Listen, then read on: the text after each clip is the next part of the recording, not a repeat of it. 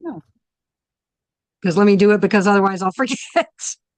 I know that you're in favor of this, but I have Pepita here with me right now, and she is begging for my dinner and my attention because I literally got home 15 minutes ago. So, No, mine is outside. And actually, if you don't mind, my thing is just beeping right now. I will be right back. okay.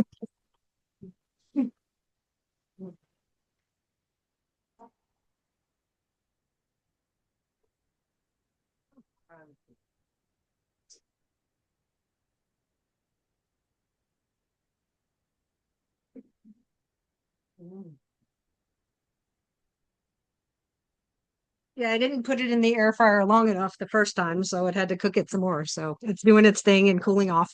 Uh, Yeah, no, I want you to be able to eat when you need to. All those no. things. We'll both get Oh dinner done. yes. Yeah. Self-care. That's, been a lot of practice what I preach lately. Uh, um, but basically, yeah, so I tried to narrow things down, but I was not very successful. Sorry. It's also been, like I said, a week, month, year. You do Um, what you need to do, and we'll see how far we get. okay, sounds good. So, and I know I feel bad because of course I wrote what you told me when I, talked to you about going back to school. I wrote all that on an envelope somewhere and lost the envelope, but a bunch of these are those same questions, but I was like, dang, I should have figured out where I put that. That's okay. Um, but if you don't mind reminding me about your like first exposure to RT and kind of what, led you into it, that would be great. Sure. And I'm going to try to give you short versions of all of That's my fine. stories. So if you need me to expand, you tell me. Um, Okay. I was a college bound student in a non college bound high school. And I had taken all my college prep classes and I was down to my senior year and I was allowed to have two electives. And I was so excited because I'd never had an elective and my little school didn't have that many options. And I decided I was going to take a blow off class. So I took beginning foods and I've been cooking ever since I was really little. Like I have an inordinate excitement about cooking. Like I asked for a waffle maker for my 10th birthday kind of thing. Sweet. So Awesome. I knew how to cook and I was truly just wanting to get out of having to think for a period during the school day. And that was good because our home ec teacher, who I really, really like, did not teach us a whole lot about beginning foods. She did talk a whole lot about her kids. And at that point in time, it's the war on drugs, it's the 80s. She has a kid in drug rehab. And one day in class, she said, and he just loves his recreational therapist. And I'm like, what is that? So I'd Yeah. taken the ACT a few months before that, and it said that I should be a teacher. And I was absolutely mortified because in my little hometown, all I could think about was like a concrete block classroom with, third graders for the next 30 years. And I looked it up literally in like the paper catalog in the library because we didn't have any computers back then. I And remember. I read the description of Sorry. therapeutic recreation in the Kent State University catalog. I said, sign me up. And so I signed up to be a therapeutic rec major on the way in the door, which is pretty unusual, especially for the 1980s. And I never Yeah. left. That's awesome. Mm-hmm. Very cool. Um, and like what keeps you involved in RT? Because that talks about a little bit about what motivated you to get into it, and like what keeps you in it all these years later, or what, So what. at that point in time, I was also in a group called Teen Institute. And Teen Institute was kind of the let's teach self esteem and teach kids to not do drugs. We Yeah, all know the war on drugs was horrendously unsuccessful, but right. Teen Institute was a good part of my life. And I had a family full of alcoholics. My parents weren't alcoholics, but many of their siblings and parents and other people around them were. And it had affected their lives and hence affected mine as well. And I had a pretty acute awareness of all of that. And so I really went into rec therapy wanting to do addictions. I did do some of that, but honestly, the cocaine epidemic was so bad in our county at the point in time that I was looking for practica that when I would call them and say, I need a practicum, they would send me to the mental health center. They're like, hey, those people over there have time. And I got connected with somebody who ended up being a very close, lifelong friend of mine as a mentor who was in recovery himself and did the dual diagnosis crew. Mhm. And that's how I got connected with behavioral health, which I found absolutely fascinating. Um, when I was an undergrad, I toyed for a little bit about doing outdoor education. My dad's a parks professional. And they're like, no, you'll never get a job in that, which always made me laugh, like looking back now, because rec therapies isn't any easier for, like employment than outdoor ed is. But Right. um, so that's when I chose to do my master's degree in outdoor therapeutic recreation and start to combine some of those things that I thought were super important. Awesome.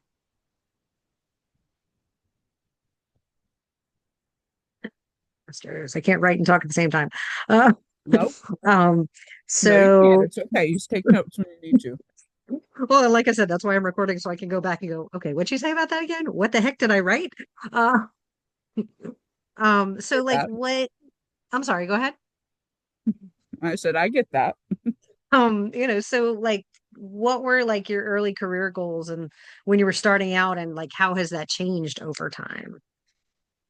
So, my early career goals were to work in addictions.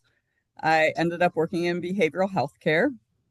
Um, I I was highly encouraged, which was really great, honestly. One of my undergraduate professors had kind of figured me out early on. He was a first Hmm. generation college student whose dad had worked in the coal mines in Pennsylvania. And so, as a PhD first generation college student looking at the likes of me, he immediately said, "You kid, we don't have any graduate program here, but we're gonna like figure out if you're ready for graduate school," and took me on to do some independent studies Cool. to help me understand what the research process might be like. Kind of was his research assistant for a couple of things, Cool. and really encouraged me. Like, I know this seems out of your realm of possibility, but you can go to grad school. And so when it got to the point for me to go to grad school and I went to Indiana, um, I went to Indiana thinking maybe I'd want to be a college professor someday. And then I looked around at the lives of the untenured faculty members at Indiana and the hierarchy and the structure and what I consider still the snobbery and rudeness of higher education. And I'm like, nope, not going to do that. And I applied for an assistantship on a challenge course following my graduation. And I was finishing out my grad degree. I was out at Bradford Woods. I was dirty and sweaty and about ready to go set up a rappel site Right. when my roommate called the cabin phone. There's one phone in the staff cabin. Right. It was her day off. She was in Bloomington, and she's like, "Hey, there's a message for you on the phone. And it says it's like from this professor guy at Georgia Southern University about a job." And I'm like, I didn't apply for any jobs. I've never heard of Georgia Southern University. She's like, Right. oh, really? Like, I think you need to call this guy. Mhm. And so I call said guy, and Dave Austin had given my home phone number to this professor at Georgia Southern University because somebody who I will not name, especially not since you're recording, had reneged on a position in July. Mhm. They were desperate to have somebody by September. They were on Wow. course. And Dave said, she's my only one who's graduating and certified. And so I was literally getting like warm body recruited to go be a faculty Gotcha. member. And so I went and I interviewed and I got it. And I thought, okay, let's try this out. And I fell in love with it immediately. Cool. And so I, had dedicated my life to teaching and rec therapy. I Awesome. also I also met my husband almost immediately, which was kind of nice bonus. That does help. Um, so besides the ones you already talked about, did you have like another mentor or influential person that, guided you in RT and, who and what did they do that was impactful? So Besides, uh, said guy that called you was like, hey.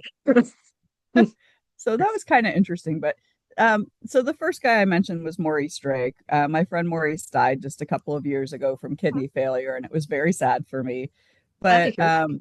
Maurice was one of these people who never met a stranger. Like everybody in Kent knew Maurice, and we were an odd pair to be working together. He's about 15 years older than I am. He's a 6 foot something black man, um, and Yeah, and just don't imagine the two of you guys together. Just, meeting we you. learned a lot from each other, and he Mhm. was a really good mentor because he's a true old Kent hippie, and he kind of did the, well, why does it have to be that way, Yeah. and really helped me to think divergently about my formal education and how it actually connected with these people who had really severe and persistent mental health problems that were on our caseloads.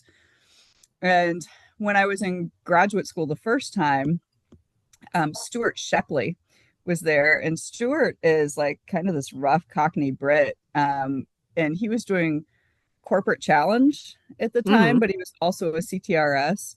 And the first class that I had with him, it was like the first night of class, and he said something, and I don't even remember what it was, but it was challenge course theory and practice class, and it was the first Hmm. class I'd ever had like something like that. He said something that was so exciting to me, and I said, "Oh my God, I want to learn about that." But the last day to sign up for independent study is tomorrow, and I can't formulate my stuff and have you sign off on it. Da da da da. He's like, "You have the paper?" And I'm like, "Well, yeah." And he's like, "I'll sign it. You tell me what you put on it later." And I was Okay. so sure that somebody who had literally just met me was willing to just say, "I'm sure it's going to be fine, go out on a limb." But the reason Awesome. he was such a good mentor for me wasn't just because he was just trusted the process like that, but Right. because he literally looked at me at one point and said, "You know what? You're pretty smart. You're a nice kid. I'm going to guess that nobody's tried to push you before because you've always exceeded whatever the limit was that they set." He Yeah. said, "If you're going to grow, you need to let somebody push you a little bit." You Hmm. know, so he was one of the people who would expand me in way I can remember once not thinking I was going to catch that damn trapeze, and I never did. Actually, it was just like out of reach for me. I've but never been able to catch it either. but he said, "You know what, maybe you can't. Mhm. Are you going to decide to keep trying, or are you going to decide to choose to do something else?" Yeah. And would just be really good about pushing me, like he Hmm. said, because he's right. I was a smart kid. I did my work. Nobody messed with me much. Yeah. But um, I don't know if the guy who hired me at Georgia Southern was really a mentor for me.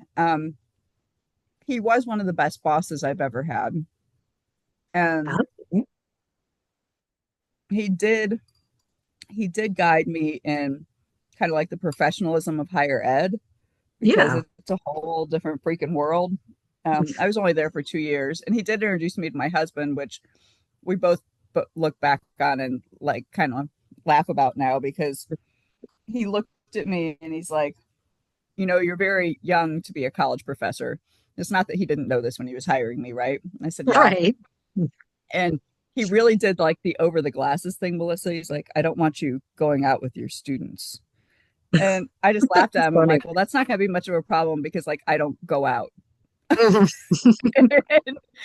And Yeah. he's like, "Well, what do you like to do?" And he's like, Hmm. "It sounds like you're an outdoor person." I'm like, "Yeah, I'm an outdoor person." I said, "I don't know anything about South Georgia, so I think I'm gonna have to look out for alligators." Or I made some joke about that. He's like, "Well," it's like, we got this grad assistant. He doesn't do his classes in this department. He's like in the health sciences department, but he did his undergrad here, and I think you guys have similar interests. You want me to introduce you so you have somebody to talk to?" Okay. Okay, yeah. A year later, I was like in his office crying, "We're engaged." Oh, that's sweet. That's awesome. We sent him pictures of the kids for years. But That's awesome. um, I got to work with Gene Folkerth for a year at Georgia Southern University. The second year I was there, and Gene taught me about curriculum. Um, I learned what not to do at Western when I came here for a year. That's a good thing. Um, Fran McGuire at Clemson was my dissertation chair, and I absolutely adored Fran.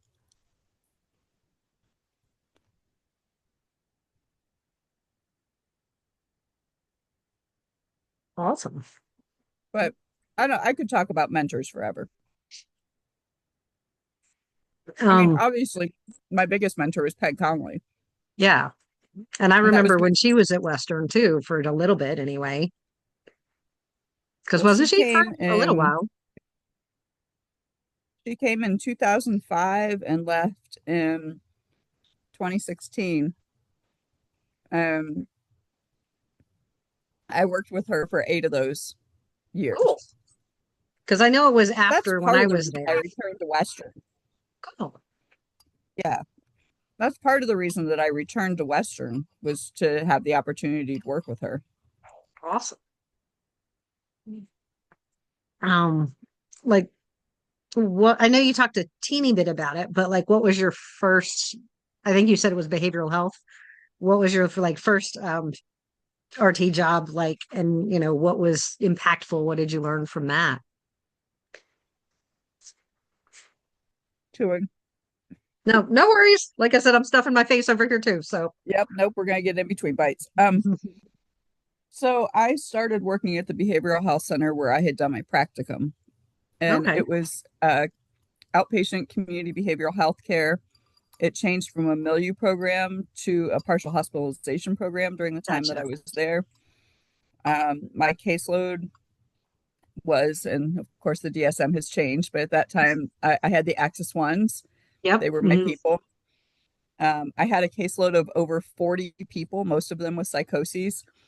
Um, That's a lot for a brand new person. I was working in that day treatment program. Um, most of my crew had some sort of supported living. Hmm. Many of them group home, Hmm. and part of our job, honestly, was to keep them from being entangled with law enforcement or getting put into the inpatient psych facility. Yeah. But I did a lot with um, personal health behaviors. I did a lot with anger and stress and some leisure ed and some other things. Like we had a cooking group. One of our jobs, which is really weird when people hear me say it now, but it didn't seem weird at the time. Mm. We each, as service providers, had to cook lunch for 40 once a week Wow. because we would cook for whatever clients were there that day and Hmm. the few staff who ate there. And we Yeah, did that by incorporating our clients. And definitely.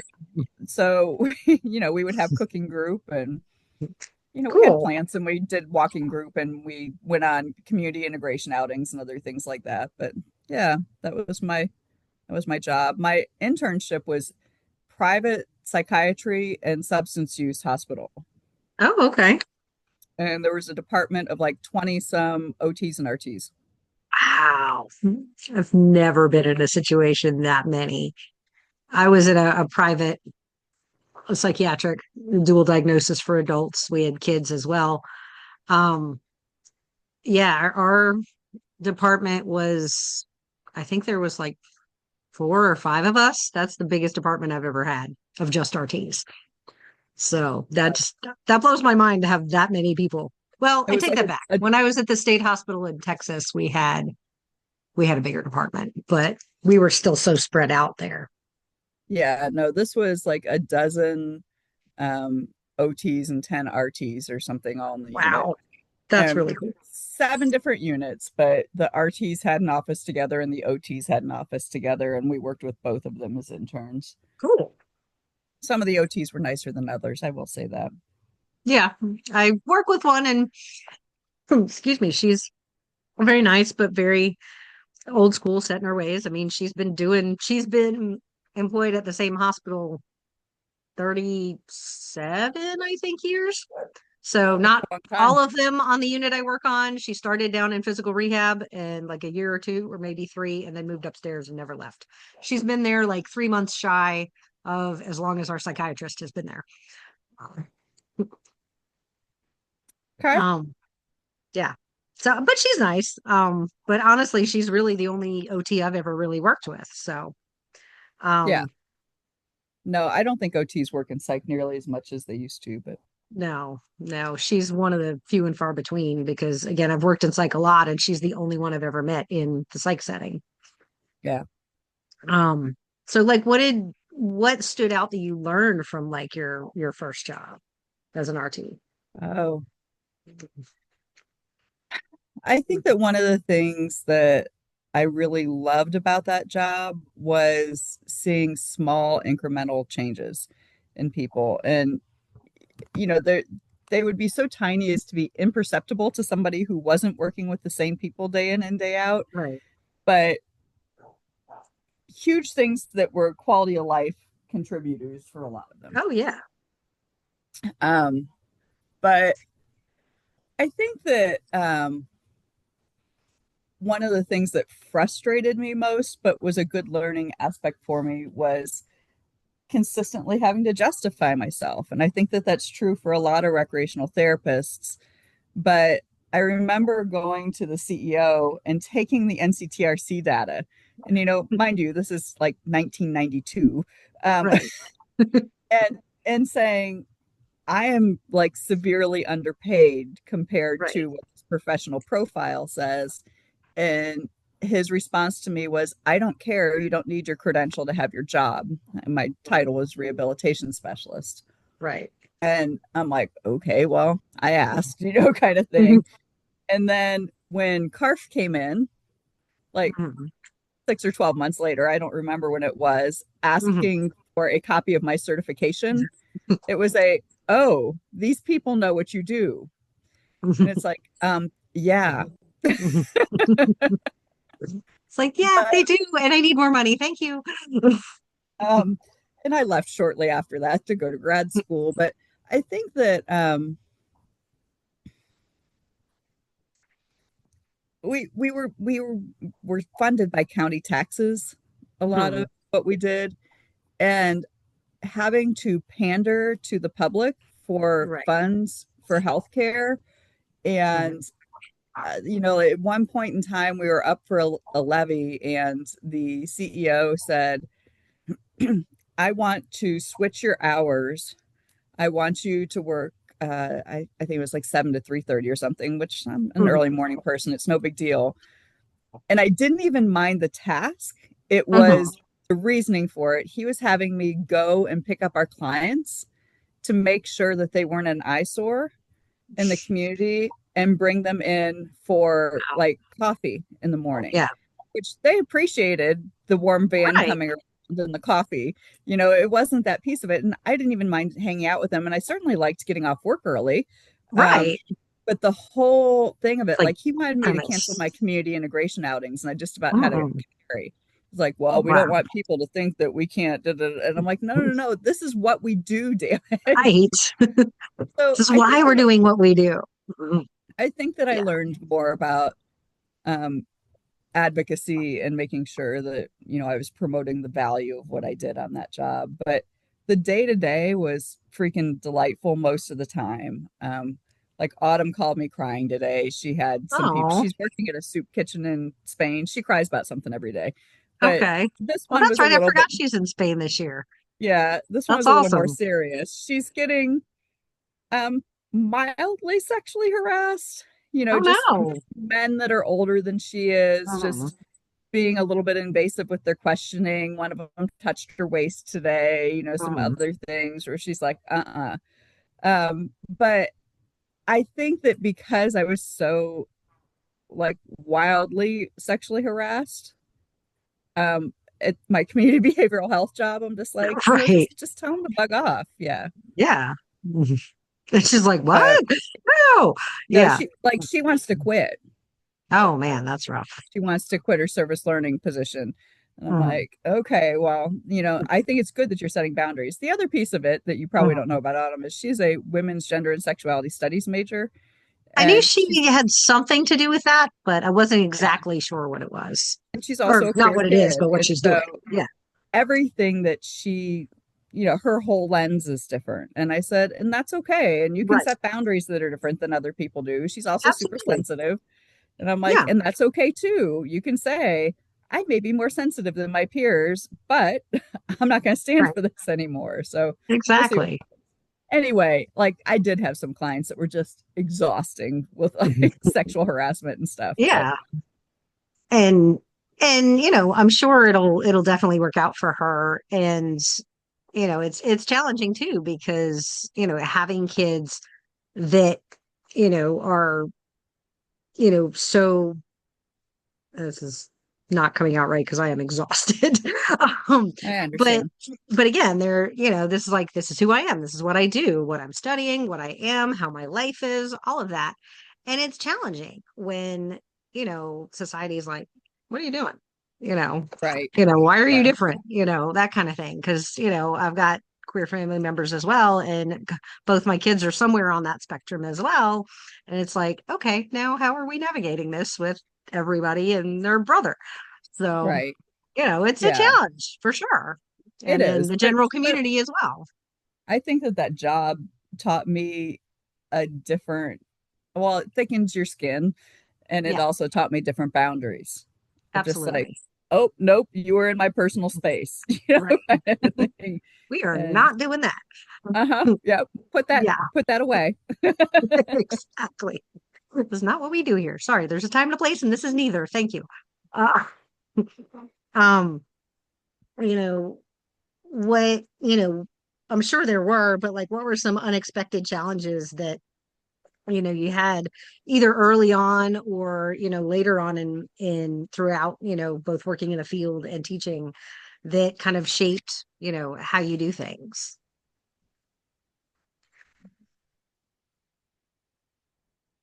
Um,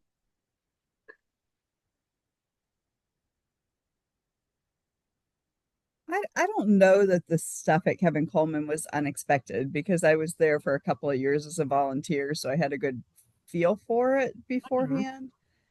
Um, I mean, I have all kinds of shenanigans when you take psychotic people out in the community. I could tell you all Yep. kinds of stories about that. Um, but Mhm.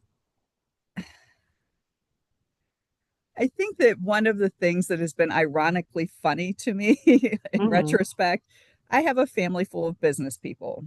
My dad was a park superintendent and he was a number cruncher and, in management. My sister has an MBA. My mom had been an executive secretary in the 60s before I was Right. born. And I always swore, nope, not for me, not doing Right. business. No way, no how, kind of thing. And there is nothing more political and red tapey than a state university. And Yeah. like when that kind of stuff comes up now, I just chuckle to Mhm. myself. I'm like, yep, nope, you probably would have been better off in industry. um, just I had not expected that. I think that I came from a really blue collar town, Mhm. and most of my classmates did not go to college. Right. Um, most of my classmates honestly have retired from their factory or welding or whatever jobs they were because Mhm. it's a 30-year period. Now you're retired and you're getting paid by whatever. Right. Um, and the ego that goes at university is so confounding to me. Having grown up in a working class family where you started working full time in the summers at 15, and Right. your message was you better keep your ass in gear because you're replaceable. Yeah. And so it's very different when Wow. you're working with when you have a room full of people with PhDs who are saying, well, they can't tell me, kind of thing. And you're like, Yeah. wow, okay. Yeah. And now I'm like, do I really want to do this? I don't know. I don't know what I want to be when I grow up, and I'll be 50 in April, so I don't know. But So, I'll but figure it out. that's the challenging part, right? Yeah. Obviously there's a lot of stuff that's absolutely wonderful and delightful about Yeah. being a faculty person, or I Yeah. wouldn't have done it for the last three Right. decades. Right. Yeah. It's I've got lots going on, and lots of unknown at this point. So I'm like, do I want to do this? Do I want to do this? Do I want to do that? I don't know, but you know, gonna make a change at some point. Um, Right. but and talking about change, how how'd you transition from working in the field? I know obviously grad school had something to do with that. And then him calling you going, "Hey, I need somebody." But like what was there anything else besides that that sort of helped you transition on into, teaching in higher ed? Yeah, I mean, the fact that I did that outdoor TR Yeah. master's degree instead, I completely got immersed in experiential education and active Hmm. learning. And of course, like when I was coming through too, my first degree was leisure studies with a concentration Gotcha. in therapeutic recreation. And it was all about leisure education and leisure counseling. That was going to be Right. the thing, right? That we were all going to Right. be doing. And so I had like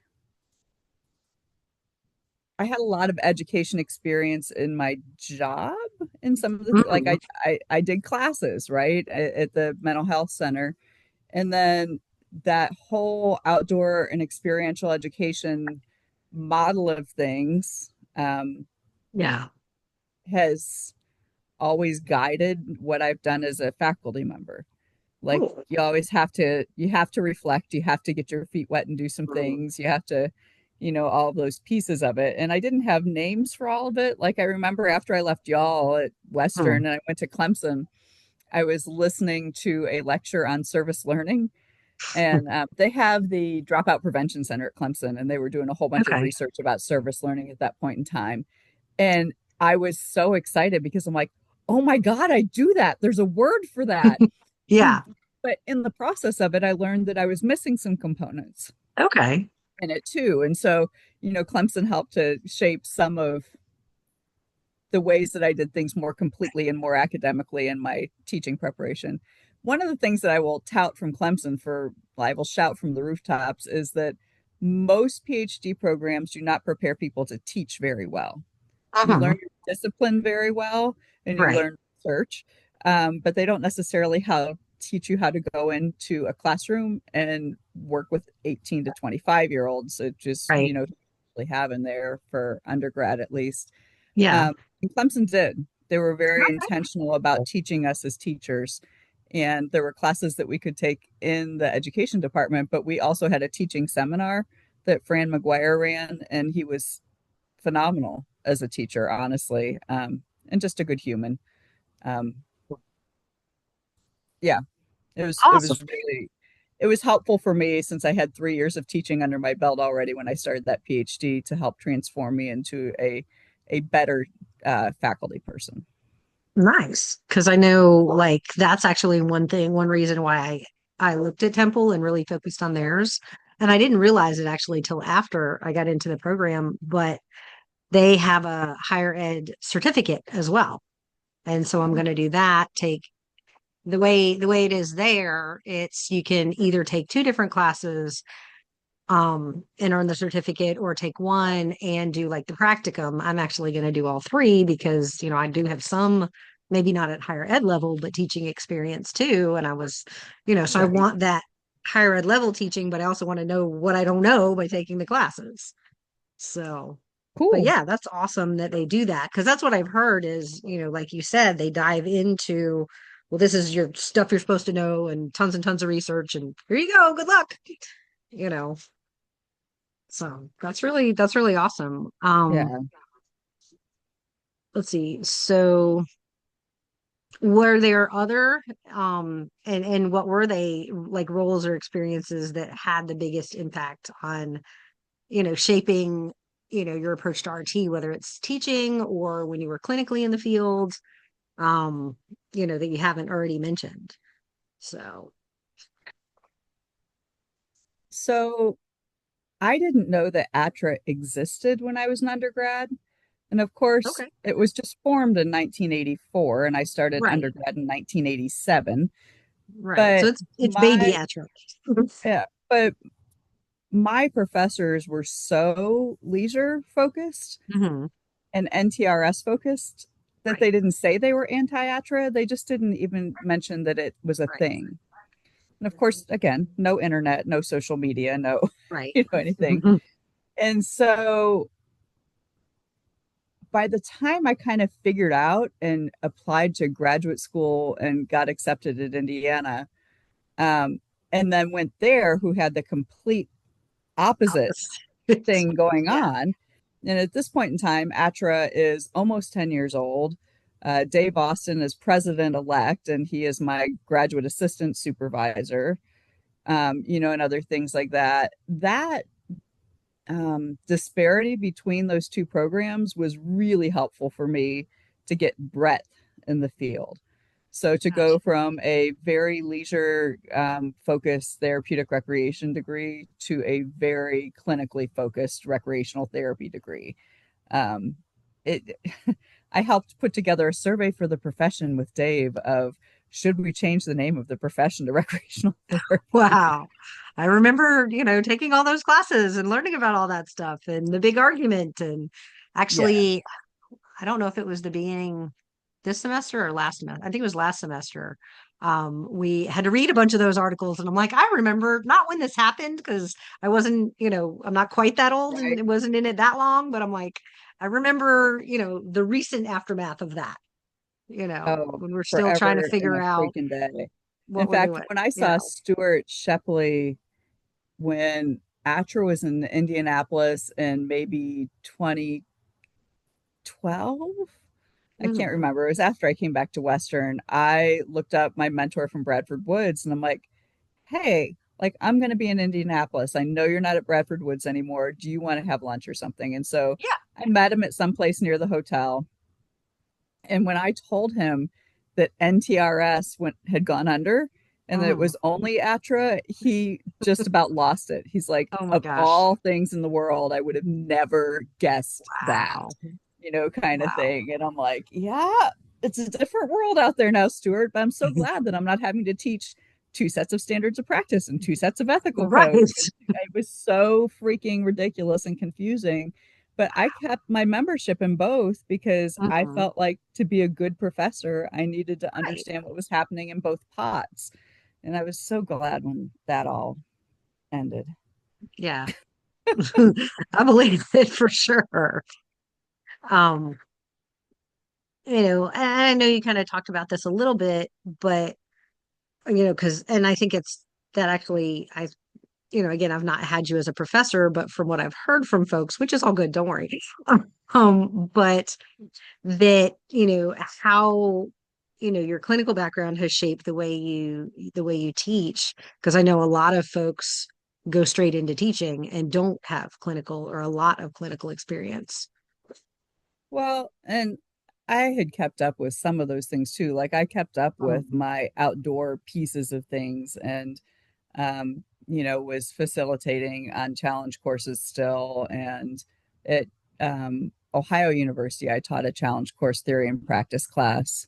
I Cool. co-taught it with somebody who was in actually the campus recreation area, and Nice. we taught that together and stuff. So and I had the opportunity to, like, when I did service learning and other things like that, to stay connected with other people in the community who are still providing services. And then I was bringing students to do that and observing a Yeah. lot. So, um, yeah, I haven't completely ever divorced myself from that. I think Right. that the challenge, though, is like I'm teaching phys diz now. I've never worked in phys diz. Oh, And so wow. Yeah. I've really had to retool, and I did that Hmm. differently than some other folks might. Like I Hmm. did do the reading and the conference sessions and the things you Right. think of, but I also found the most seasoned manager that I knew in FizDiz and Mhm. said, "Can I come play?" And so I literally just moved in with Eileen and her wife for 2 weeks and went to work with her Cool. every day. And she That's awesome. gave me access to everything and let me observe all the therapists and the therapies and all those things so that I had concrete current examples to bring into class of what was actually happening in the field. That's really awesome. So, Because yeah, that's one area that I don't have a lot of experience in. And I haven't taken that. I was supposed to take that next semester, but it's not offered, so I have to wait a year. Um, I'm doing the mental health and developmental disabilities version of, was that one or the phys des one. right. One's each semester. And so that's the one I'm doing now. So with Anne Doloff. She said to tell you hi, by the way. And so did uh Gina. I blanked on Gina's last name. Crap. Vargas. Yes. And she's like, yes, tell her hi. Oh, that's your CTRS. Yes, tell her hi. So yeah, I don't know if I told you this when I was looking again at Temple and sitting in on one of their classes. It was her class, and um, what kind of almost sealed the deal, well, not almost, but sealed the deal for me too. There was, she's asking where everybody's from, in the chat, because we had people from all over, looking at the program, and the current students are from all over because it's online. And she goes, nobody is going to know where this town is, where I'm from, except for the lady who lives in Newburgh. And she grew up in Havelock, which is like 20 minutes down the road. Oh, wow. So it was like, that's where I'm supposed to be. Yep. There So you that was go. kind of cool. But yeah, I've got her now as well, for a different class. But um, you know, what trends or changes have, and I know you've been in the field a long time, but what are some of the major ones that have, kind of influenced how you've done stuff? Trends or changes that have influenced how I've taught, or there's been a, like, are we talking about in the field, or are we talking It about in could be higher both. I mean, education? Like, however you want to answer that. So I guess maybe higher ed, but obviously that's going to influence, what we were doing in the field when you were doing that as well. So, um, when I got my first like tenure track teaching position mhm, in 2000 post PhD at Ohio University, most programs were still concentrations in parks and rec departments. right. There were very few standalone majors, and I found it extremely challenging to teach everything that I needed to teach in Mhm. TR in 5 classes. Wow. And we were on quarters. Oh man, that's even worse. And so I truly had like 5 classes an internship, and that's all I had to be able to get students everything they needed in the field. Holy cow. And, the rec professors would argue, well, they get administration with us. And I'm like, you're asking them to plan a ball field. Like, Right. this is not Which has anything to nothing do to do with what they're doing. with. Hmm. Right. Or, they'd have the outdoor education and camping class, and they'd have these other things. But like, if I was teaching outdoor, I'd be teaching a completely different set of principles Right. based on, nature and self-regulation, or adventure and self-efficacy, or, whatever. Right. None of that was what they were learning in there. They were learning about Mm. environmental education kind of shit. So Yikes. it was so hard Yeah, that's um, tough. to do that. That was another draw to come back to Western, right? Mhm. I had a standalone program. I had Peg Connolly there. I was Right. going into a state that was licensed and thriving. Mhm. Like, there's so many different pieces with that. Um, Students have changed immensely I can imagine. since Mm. I started teaching. I started out in my own generation, right? I was a Gen Right. Xer teaching Gen X. I Yeah. had students who were my age or older almost when I first started Right. teaching. And then, I'm now one, two, three, 4 generations in, I Mhm. guess 3.5. But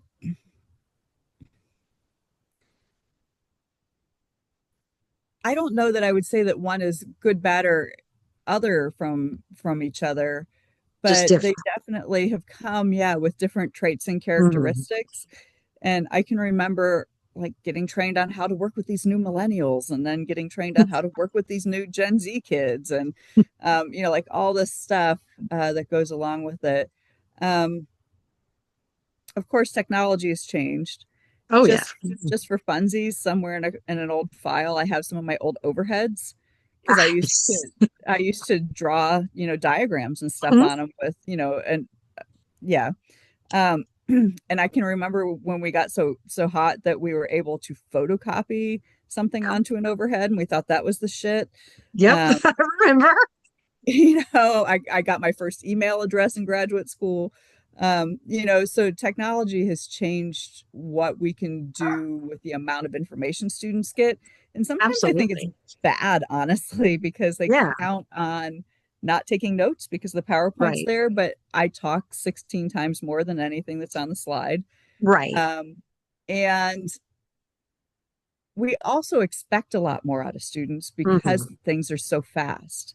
And so in some classes, when I think back to 30 years ago when I first started teaching, I would have never expected a student to write a paper as fast as I do now. Wow. Yeah, it's I haven't had to write like too many yet, which is kind of weird because I don't know, I just for whatever preconceived notion I had about grad school was nothing but writing papers, and it's so not. At least the program at Temple is not. And I'm like, Good. maybe it's just because it's online and there's lots of discussion boards and stuff too. But yeah, it's been different.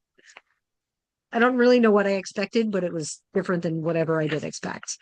Um, and so like how do you implement, APIDE into, how did you do it when you were, actively working clinically and out in the fields and in, outdoor adventure-based RT, and then how, does that shift how you teach that now? Um, it's a whole different world. Yeah. You know, my clients, some of them had been on somebody's caseload since before I was born. Mhm. And even though we shifted to a partial hospitalization program where Mhm. the state thought that they were going to be okay in 6 months, they weren't going to be okay in No, 6 months. Nobody had any no, preconceived notions. right. So we had, amazingly enough, a true transdisciplinary treatment team Cool. in the facility I was in where everybody met together. The goals for the clients would get set as a team. And then everybody talked about how they were contributing to those goals, all that stuff. Patients were clients, not patients, were a Yeah. part of the team. But then when it came to actually setting programs or writing progress notes about that, there was a huge disconnect between those Mhm. things. I mean, now when I look at it and think about like how different of a recreational therapist I would be if I was in that facility now, it's night and day. But I was literally handwriting progress notes once a week in a chart. Yep. And I remember so, those like a days. paper chart, Mhm. and so it's really different than Oh yeah. what it used to be with all that stuff. So I didn't do any recreational therapy assessments.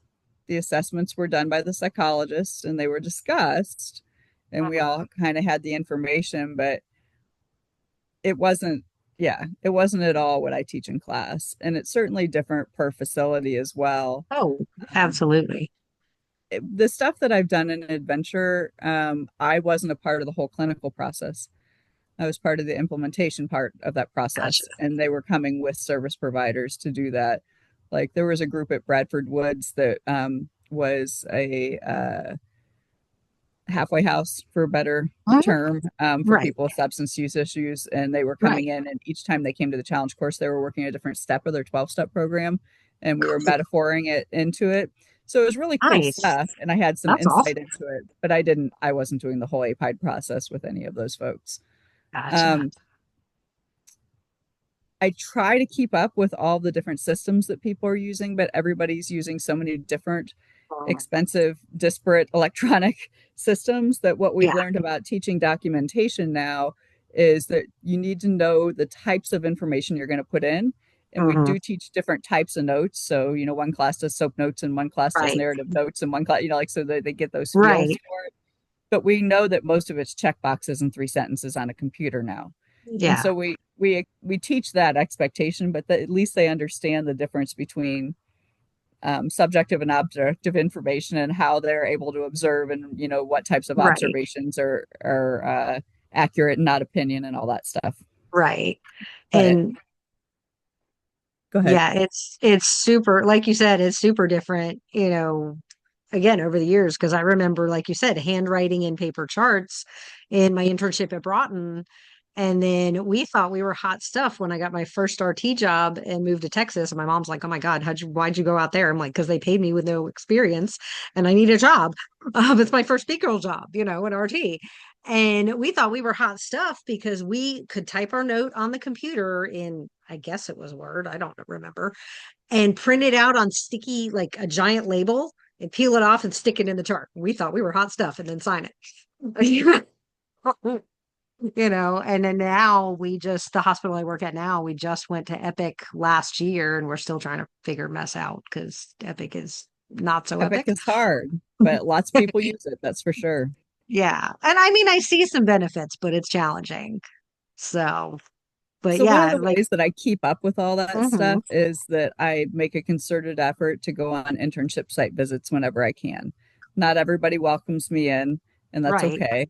Um, but obviously I'm doing Zoom right. calls otherwise, but when they do, I mean, some Mhm. people will welcome me in for a day and Yeah, I'll be able to get all that stuff. That's good stuff to be able to bring back in. And obviously absolutely. all of you as alumni too, Yeah. sucking back in as much as possible in the classes Please and take me. I will gladly come up. I wish I could live closer and I could physically be there more, but it's a bit of a drive.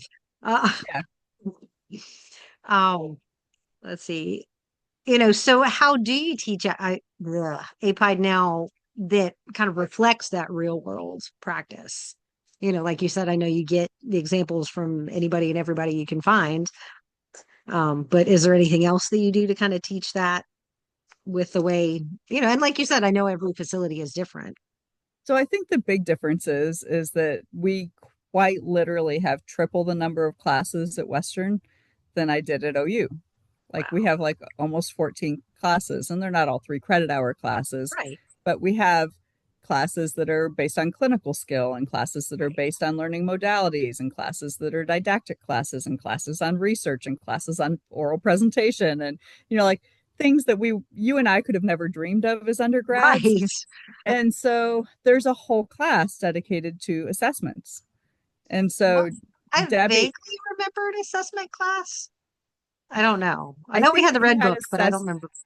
yeah, I think you had assessments in the treatment planning class, if I remember right, for your era of Maybe. folk. I don't remember. I just But remember the red book. That's all I remember. everybody remembers the red book, right? Somebody had it out in class today, if it makes you feel any better. Oh my gosh. But Debbie not only teaches a wide variety of different types of assessments, both in that hmm book and out of that book, because there are so many Yeah. things to get on rehab measures and all that Oh, now. Um, absolutely. but she also then can teach the skills of actually conducting an hmm assessment, and she teaches the skills of how to score assessments and how Nice. to write assessment summaries. And they have assignments where they're actually doing assignment assessments with other people, and getting feedback on their Cool. stuff. So it's different. And treatment planning, I have them take a case study that was written by an intern, so a hmm real life case Person. study. Yeah. Yep. And then they are doing the diagnostic background information, Oh. the efficacy based research on what they hmm do with that client, and then actually writing a treatment plan with goals and Cool. objectives and progress notes and discharge summary and all that other stuff in it, so that it's a really practical thing. And they do those in segments, where they get it reviewed by a writing fellow. They turn it into me. I give them feedback. They have to do revisions and then add the next Right. section and go through the next thing, so that it's a Cool. semester long project and they're getting feedback on all of their writing and stuff. Um, That's awesome. Implementation is really fun right now, honestly, because we have the 4 disability focused classes. We hmm have separate ones for behavioral health, IDDD, FISDIS, Yeah. and what am I missing in there? There's another group in there. It doesn't matter right now. Right. But but each of those has a 1 credit hour clinical class that goes with it, and students Cool. work with clients for each of those different population groups. And then we have 6 modalities classes, and they have to take 3 of those 6. And those are Nice. like horticulture, leisure ed, community integration, heart math, adventure, and creative and expressive arts. And so Awesome. they're getting those skills that go along with it for Yeah. implementation. And then evaluation, we have a research and evaluation class where students are doing synthesis research articles, and some of those have been published, which is fun for little West. That's so amazing because, Uh, that's the thing that's kicking my butt is like research. What? Because we yeah, didn't learn that back in the day. I know. And then they have a dissemination class that goes with that, a 1 credit hour like Cool. research seminar where they have to Mhm.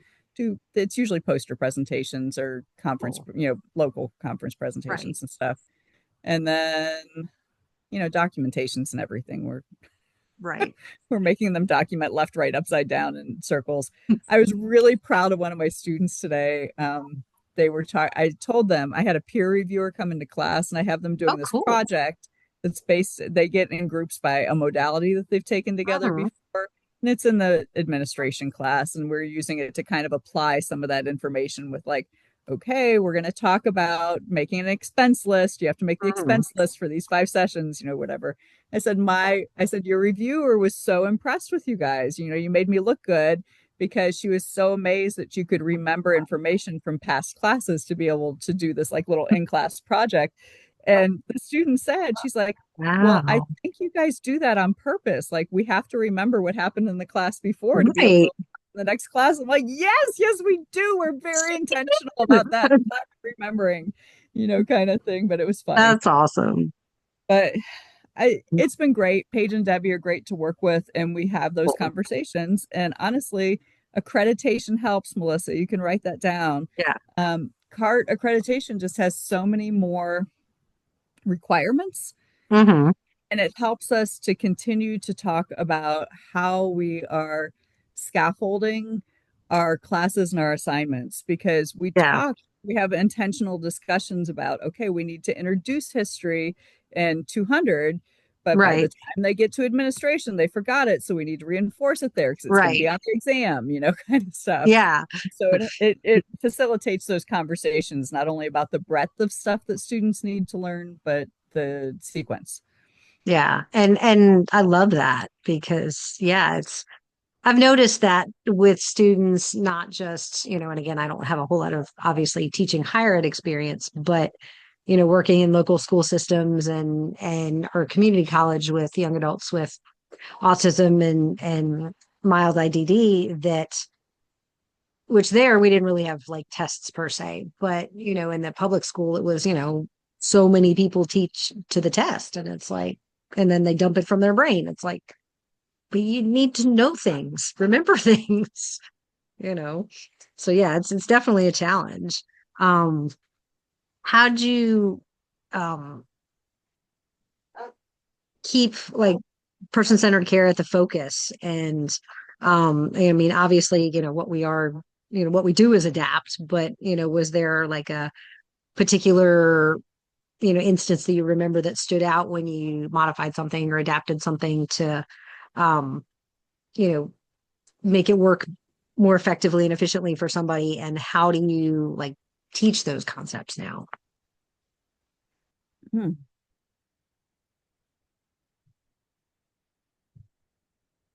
I think it depends on whether we're talking about a didactic class or a skills-based class that we're doing with that. You know, we I'm actually doing activity analysis in class like Oh, right now with our juniors. Um, nice.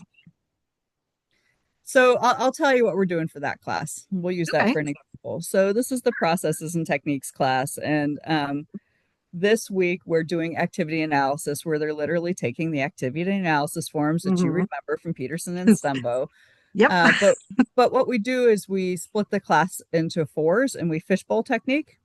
Mhm. And so groups 1A and 1B tomorrow will be one group will be doing coloring. They choose their own activities. One group's going to Right. be doing coloring, and one Hmm. group's going to be doing bowling, like rubber ball and plastic pins bowling. Okay.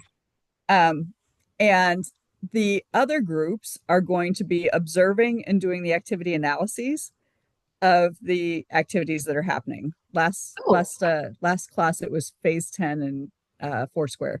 I make Nice. choose a sedentary activity, one group choose a physical That's activity. cool. But Mhm. they do the analysis and then they swap. So they have to do the analysis of both the sedentary activity Right. and the physical activity. And so that happens 2 class periods in a row so that everybody has the opportunity to observe two Right. groups and to play. And then when we come into class on Monday, I am going to set them in pairs, intentional pairs, where they're going to do inter-rater reliability with another student who Nice. observed the two activities that they did to Cool. see how close they get on their forms. And then we're going to talk about activity selection and modification. And so what they're going to do is they're going to take the information from the two things that they activity analyzed, and they're going to go through the characteristics and see, is this something that I could use with my case study client? And they Cool. have everything from like a 9-year-old with conduct disorder to, a 98-year-old with dementia, right? And Right. so they're going to be going through and seeing all this stuff. And then they're going to go through the modification chart and say, would I be able to make modifications and make this Hmm. appropriate for this client? And if not, what thing could I say would be appropriate for this case study that would be different than what we have? So they have to make a case basically for why they could or couldn't use one of the two activities that they analyzed with Right. their um, for real people. It happens in real Mhm. time. So Right. they were at Camp Lakey Gap working with adults with autism in Debbie's class this fall, and Nice. they had all kinds of things planned, and they had adults with autism, and you know what that Right. means. Yeah. you know Mm. they're Didn't everywhere. go the way they And so planned. they had to learn really quickly what's going to work for Melissa's client isn't going to be the same as the one that works for Jennifer's client. Right. And so they get to Exactly. do all those things, but in a safe place, Hmm. where as long as we're not hurting anybody, they can make mistakes and Right. try again. And, somebody's going to be there to Yeah. push them along. But And that's one thing I really loved about, and again, we obviously didn't have all the classes that you guys have now, but I really enjoyed getting, and again, like you talked about, it pushed me because, I was not raising my hand to ask a question, let alone facilitate a group. You've lost your mind. But what do I do all day? Now, but it pushed me and I grew, which is what I needed to do. But I really enjoyed that being able to, like you said, in a safe situation and safe space to be able to do that and to make mistakes. Because yeah, obviously, if we're new and we don't know what we're doing, we're going to make mistakes, right. and to learn from it. Um, so how does like creativity and innovation, how do you pull that into, teaching and, working with the students and then, on site as well? So I think this is one of the things that has changed over the decades, where it used to be we were pulling everything out of our butts. Right. Um, and now it's like, oh, we have evidence-based practice. Perhaps we should be doing that instead. And so there Right. is Wait, this there's research for this? Somebody wrote an article, huh? so there is this balance, and like we're constantly beating them over the head with evidence-based practice, but then at the same time saying, well, but nobody's written a research article specifically about phase 10, but yes, it could be appropriate. Let's talk about why. Right. And so helping them to go back and forth between those things. I think the big piece of it is making sure that it meets the goals, because you'll hear so often, like, I have one student who has just been stuck on blackout poetry since we did it in creative and expressive arts class, and it's like, that is not the square peg that you can fit into everybody Right. else's other shaped holes, you know Right. and so there's a reason you do that and a reason you don't do that, and what's indicated, Exactly. contraindicated. So I think that I like them to be able to innovate, and I think recreational therapists have to do that.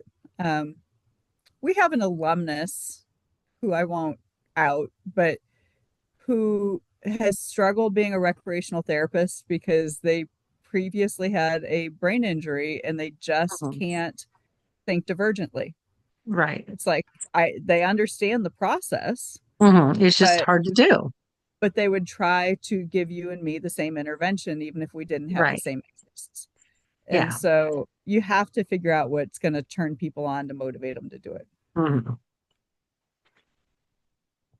Um, All right. I'm I'm going to take a 2-minute bathroom and drink refill. Sounds like a plan because my dog's driving me nuts, so I'm gonna let her in because she's barking her head off. So Awesome. All right. I'll sounds see you like in a a plan. second. Bye. Sounds good. Bye. Riley, come here. Hey, stop. Touch. I know it's cold out there.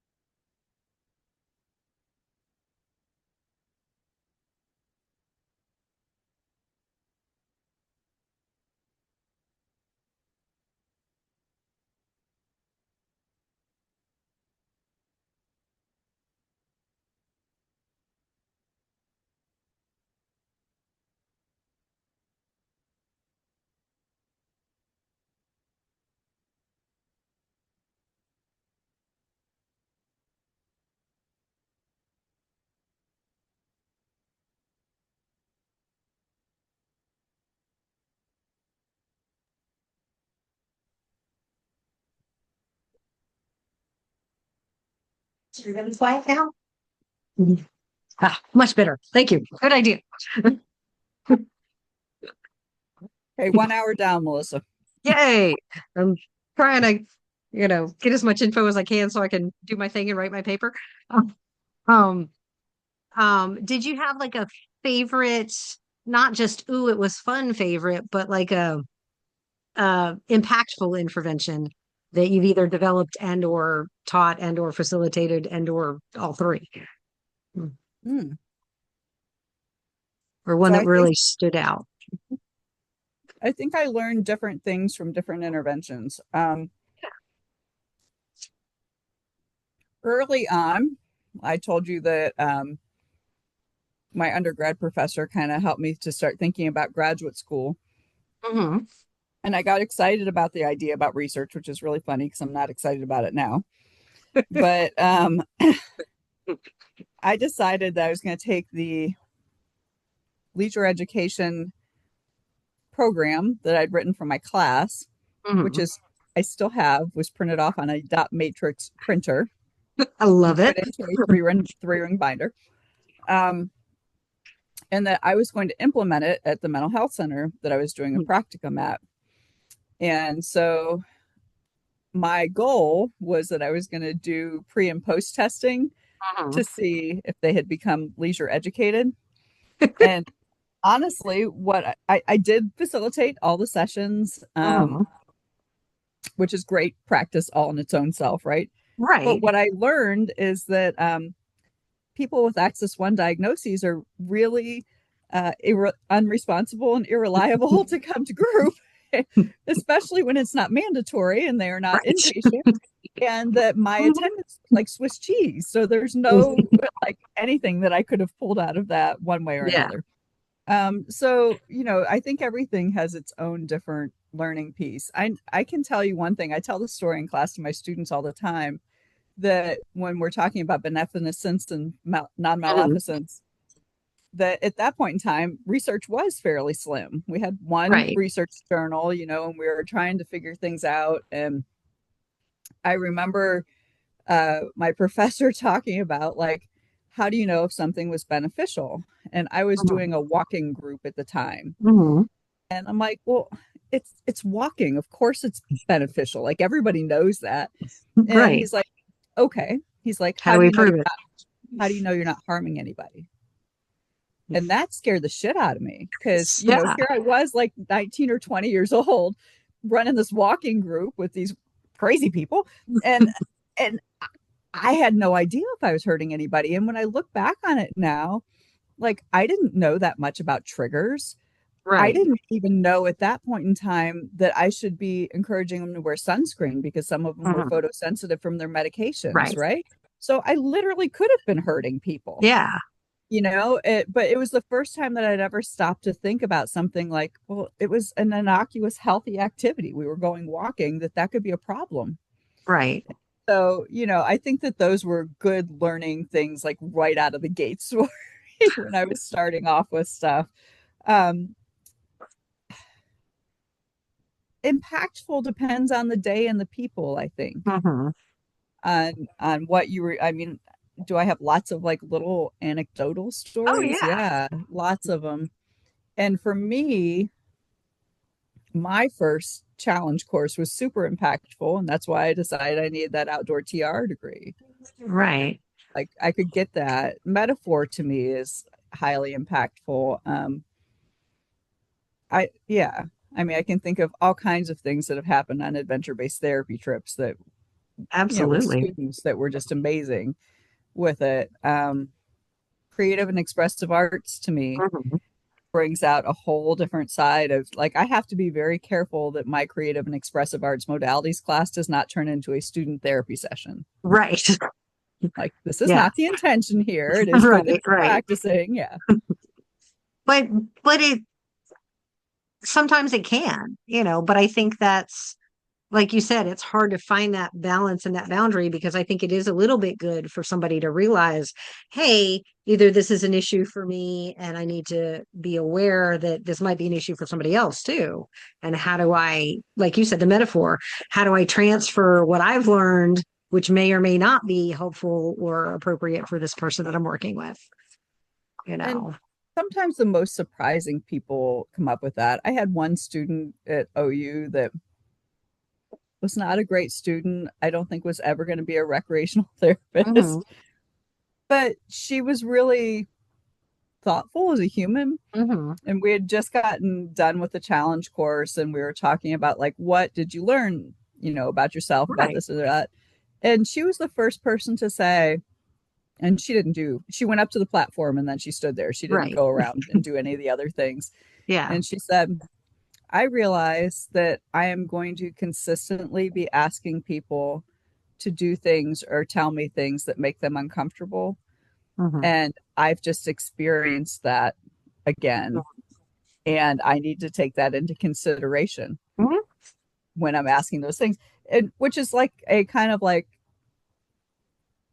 yes, of course, and still, Right. aha, all at the same time. Exactly. Exactly. And yeah, like you said, it's like we don't know what we don't know, but then when we it hits us, it's like, whoa, you know. Mhm. Do you feel like and this is something I don't remember learning a whole lot in undergrad, but maybe we did and I just don't remember because it was so long ago. But, do you have like a theory or model or both that you feel like fits RT the best? That and why? Which one and why? No. And I think that each of those was built with a different population group in mind. Right. And so even when you go into the really squirrely ones that got published like in 1998 in TRJ, and there are like six of Yeah. them and they're all arguing with each other, Yeah. all of those also have like a population group in mind. Mhm. Um, I like some of the person centered models that are coming out.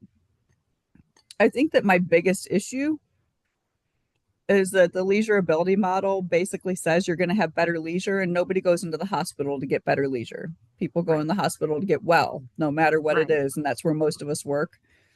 Yeah. I do think it had serious applicability, though, with the people that I worked with who had substance use disorders. Um, Absolutely. there are some really good pieces of it, but the model itself, I don't. I teach it. They need to know it for the exam. It's Right. never been a favorite. Right. And that was kind of my thing too. I would see valuable pieces and parts. I don't think there is a one size fits all that by any means. I No, only remember leisure ability and like maybe two other ones. And now we did a lot of that last semester with models and theories. And I'm like, what the heck is all this? When did this happen? Because I don't yeah, remember learning all of that. Maybe we did, maybe we didn't, but um, Ed would have um, never taught you all of that. yeah, I didn't remember much at all. So, No, um, I only learned leisure ability in undergrad. That was the only model I learned. yeah, it was that, and I think there was like maybe one or two more. Health So, protection, health promotion. yes. Oh, hang on a second, because I have another obnoxious puppy. Wanna go out? Sure. Yeah, she will talk to me. So I'll be back in a second. Let me let her out. Okay.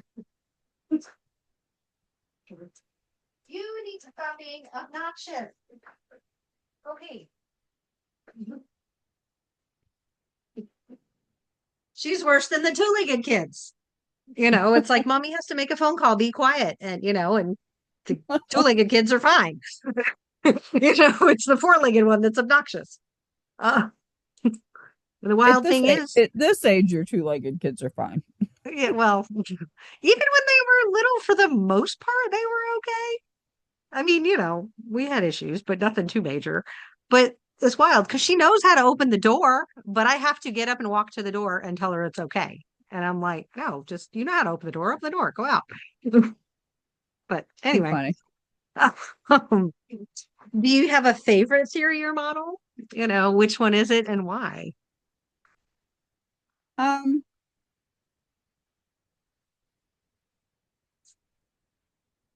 I hate to say this, and again, this is being recorded, so I'll be brief. Dave's not my favorite person in the world, but that health protection, health promotion Yeah, model needs some reworking to right. not look like you're fixing broken leisure again, because that's not the intention of it, but because he has Right. the recreation participation things in there, it Right. looks like it. Um, I would say though, the thing that I really like about that is that it started us talking about wellness more. Hmm. And I think that some of the core wellness models now are helping us to get into places in prevention where we should be. Right. And Absolutely. so um, I don't use any of those models because I'm working with students and not with clients. Right. And I can see utility in different situations for different Hmm. populations. Most of the older adult facilities are now using wellness models. They're not using any of these other Right. ones. Um, I'll go with health protection, health promotion for you, just for old time's sake. That works. Besides leisure ability, do you have a least favorite? Mm. And why? Or Oh, is it the some leisure of those ability? ones that were posted in '98 that nobody uses. I Yeah. mean, there's one of them in there that cracks me up. I mean, it really does remind me. Do you remember the old cartoons? It's the one with self-determination in it. I can't remember the name of it right now. Oh, yes. I know. I know which one you're talking about, and I can't think of what exactly it's called, but yeah. Yeah. So it reminds me of the old cartoon where the math professor is like writing this huge formula on the board, and all of a sudden in the middle it says, and then a miracle happens, and then like there's some solution that Right. comes afterward. That's how I feel about that. It's like, Yeah. oh, well, if you do this other thing, then they're just immediately going to want to do this other thing, and you're like, yeah, yeah, yeah. Yeah. Because I remember reading through some of those, like I said last semester, and I'm like, huh? How is this supposed to work in real life? So, yeah. Yeah, Yeah, it's definitely challenging. But like you said, I see the value in different bits and pieces of it for various situations. right. Um, how to ATRA standards, the standards of practice influence, daily when you were, working in the field, but also now, as you're teaching, and were There were those, no ATRA standards of practice when I well, was that's working. true back in the day, but I meant like, I don't know when you like very beginning started. Not very, very beginning, because you're right, they didn't exist, but like They did the not beginning of the exist. standards of practice, not the beginning of when you started, if that makes sense. Yeah, And what did that look like? I don't think I probably, and I'm just being blatantly honest, I don't think I taught standards of practice until at least a decade or a decade and a half into my teaching career. I don't remember when they popped up, but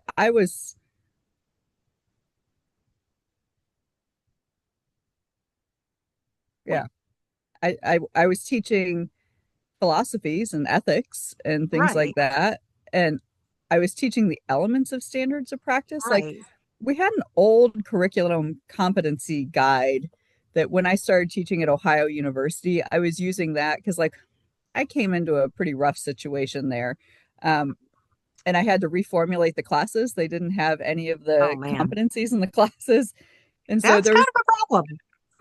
yeah, there was a competency guide, and I was using from ATRA. I was I using was the gonna say, hang on, I probably have it. I don't see this one. oh, I can't Of see it. course, it's not going to show you because my stupid thing is, well, the Yeah. benefits of TR consensus view, that or no, it doesn't show up. But anyways, Mm-mm. No, I know. no, there No, we it's go. not that. Not that. Okay. No, it was literally a spiral bound book that Oh said that man. we were having a curriculum before we Oh, had wow. like card accreditation. Right. And so I was using that and the NCTRC Right. outlines, from the job analysis to try to Right. piece together what should be in those five classes Wow. I was teaching. And so things were real different. Like we had Mhm. some guidelines for because we were co-part accredited, but like at OU, they wouldn't allow me to get TR accredited because they said the Mhm. rest of the concentrations didn't have their own special accreditations. Mhm. So TR would make everybody else look bad. I mean, just Yeah. ridiculousness, right? But Yeah. I was able to then pull those in and we were exceeding those. But it's nothing like what we have now with CART standards and making sure that all those things are in there. It's in North Carolina state law too, so that makes it Right. different for here, Right. where the you have to be teaching standards of practice and you have to be Exactly. following standards of practice, but that was Right. not in Ohio state law. Right. Because that's definitely been, a challenge kind of looking at everything. I as much as I like coming up with ideas and like, figuring out, what to teach and how to teach it, that's a huge job for sure. Um, what, ethically challenging situations, because you talked about teaching ethics, have arisen, and how did you, handle them, either teaching or when you're in the field or both? I know there's a Um, billion and we could all, tell uh, stories for days, but if a couple yeah. stand out. Um, when I was on my internship, um, there were two really significant things that happened, and they both had to do with sexual impropriety with patients. Yikes, not Um, good. and a lot of my internship, honestly, was learning what not to do and how, Mhm. like, let's not behave in that manner. I Right. must have cookie crumbs on me now because I'm getting the snuffled. Um, I think I, the ethics of the situation that I talked about earlier with mhm. go pick Yeah, these people up, hide them, take them out of the right. community, is a good one. Yeah, Um, you know, ethics with students, I, totally different. you knew Ed. Um, Yeah. Mm. I think that Yeah. in any of these situations, I think that the main thing comes back to in those types of situations is that we're people of power, whether we're Mhm. therapists or whether we're educators, and we need to take that very seriously Mhm. and make sure that we're not abusing that in any way or Right. manipulating people. When people are like, well, students are adults, it's like, yeah, it doesn't matter. Even, Right. like even if your student's older than you are, It you're still still doesn't a matter. professor, right? Right. There's that power Um, differential. right. And so those pieces come into play, then people don't always pay attention to them. It's a lot better now at university in Yeah, general. that's good. I would say that the last people I knew that were acceptably, if you want to say that, Yeah. whereas people were turning a blind eye, Yeah. abusing students are now gone. Like, I don't That's know of any situations where there's a lecherous professor on campus, male or female, because we did have a female one in the psychology Mhm. department a while back. So Gotcha. hopefully, hopefully those days are behind us now. But Yeah. I think that there are all kinds of ethics. There are Oh, ethics of absolutely. um, which patients get treated and which don't because of Mhm. which health insurance they have. We have Mhm. ethics between whose budgets are getting funded as healthcare providers and whose budgets aren't. Um, there's always stuff that has to do with who is a preferred person to treat, and whether that's because of their behavior or some Mhm. other characteristic about them. Um, students, I'm constantly working with them on the ethics of cheating and confidentiality and AI Yes. and Right. all those.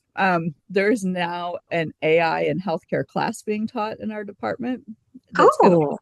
both positive and negative pieces Hmm. of all of that.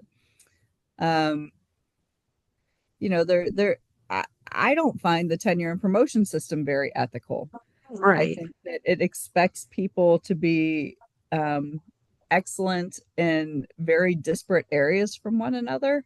And I Right. think that people can serve the university system without having to be exceptional in all areas, and that there should be some different, looks at that.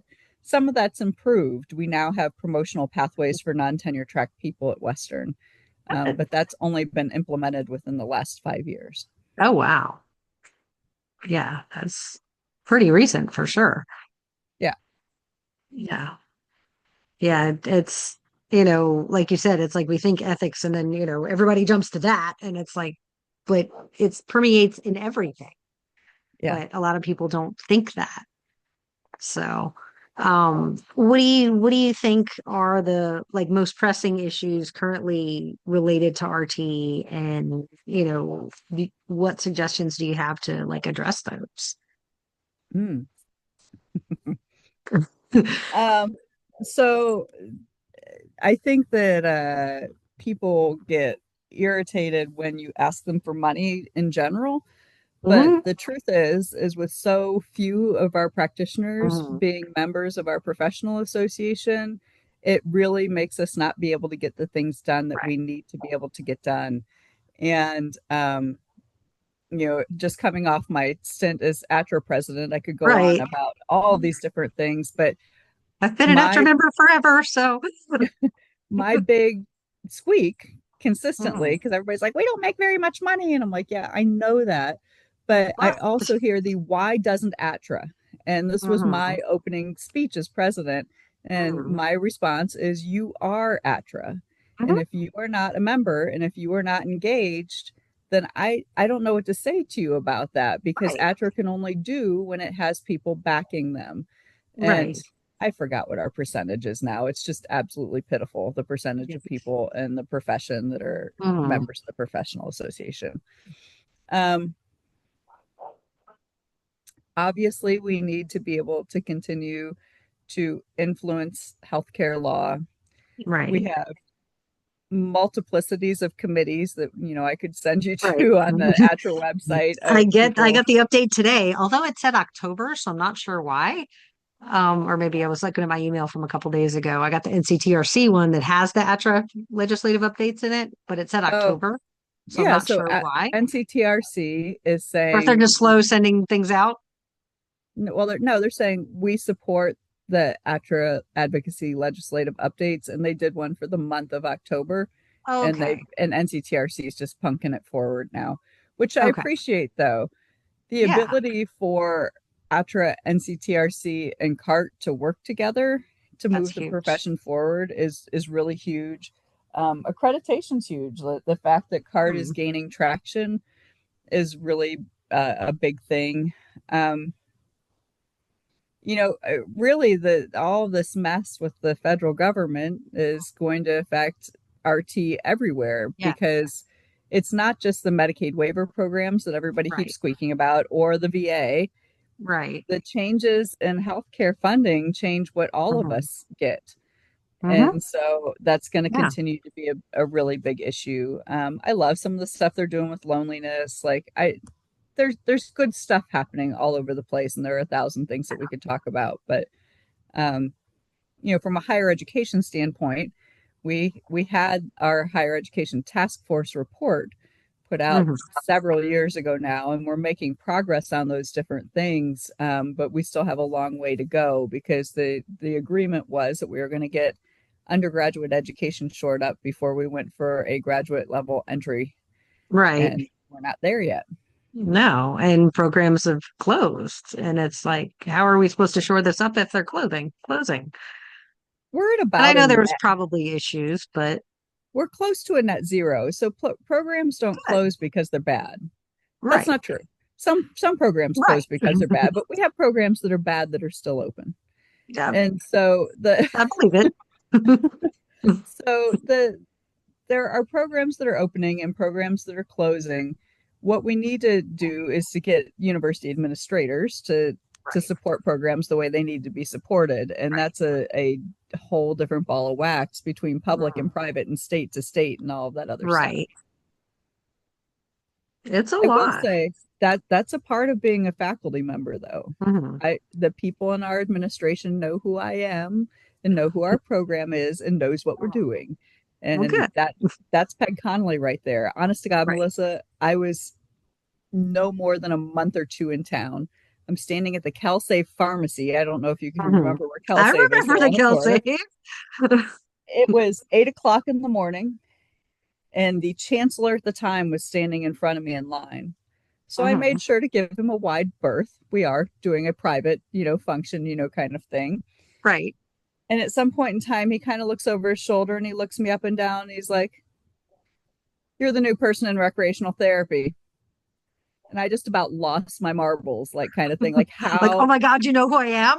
And then it was, oh my God, Peg Connolly, right? And Right. so then I have to introduce myself. He doesn't know who I am. He doesn't know my Right. name. He just knows Right. you. You're the new person in rec Mhm. therapy. That's Peg Connolly right there. That's Peg Yeah, Connolly at work. She made sure that that's awesome. everybody knew all the important things all the time. Cool. That's she was awesome. And I'm kind of bummed I didn't get to do a whole lot with her because I kind of missed her, when I was there. But um, if you could change one thing about how RT is practiced and one thing about how it's perceived, what would those be?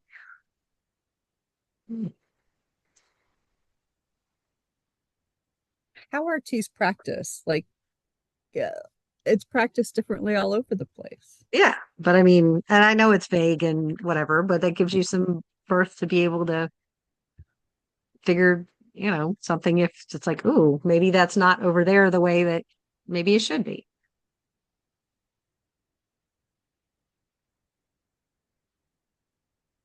I'm going to skip that one for now. Okay, no worries. How rec therapy is perceived.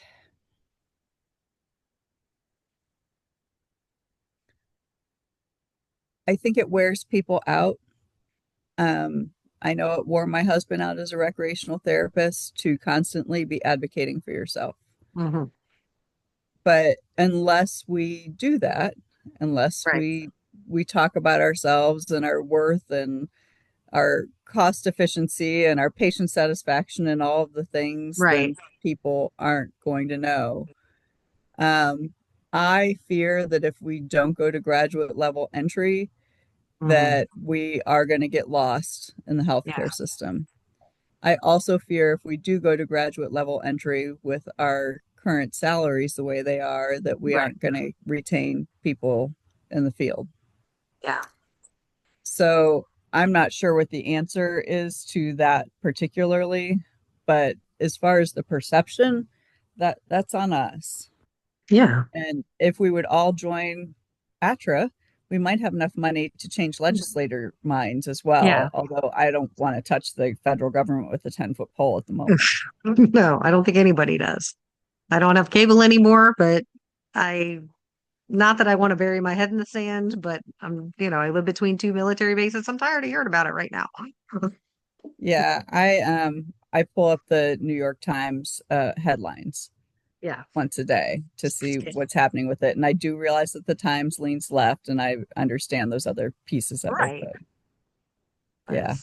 it's something and not barraged by So 7,000 horrible things on the news. the New York Times headline right this second is not Hmm. about the federal government. It is saying Texas A&M tightens rules on talking about race and gender in classes. Oh, And cool. that is a higher Yeah, education trend that has not been very much fun. right. I can imagine, with the current situation. Yeah. Um, like what misconceptions do you feel like people have about RT and, what do you do to address them? I think because we are bachelor's level entry and because we have recreation in our name, that people Right. assume that we are just playtime, Yeah.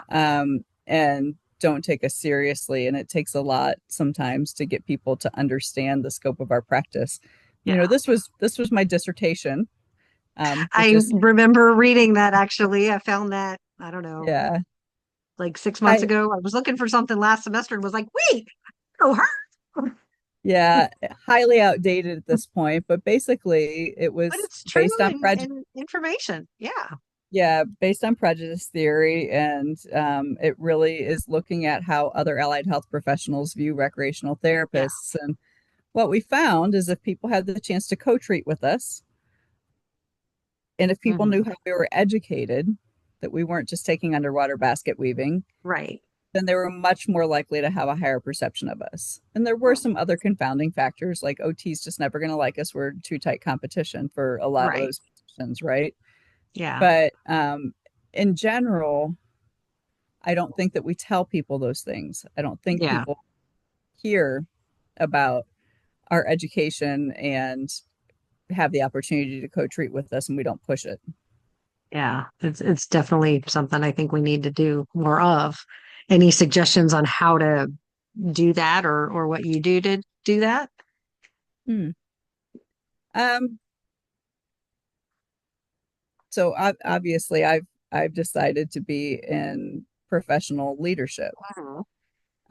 And I think that when you take the opportunity to do that, you take the opportunity to get to know more people and help them to tell their stories to their administration. So I always say that um, my two superpowers, one is that I don't know everything at all, but I know lots of people who know lots of things, and I'm pretty Nice. good at connecting humans.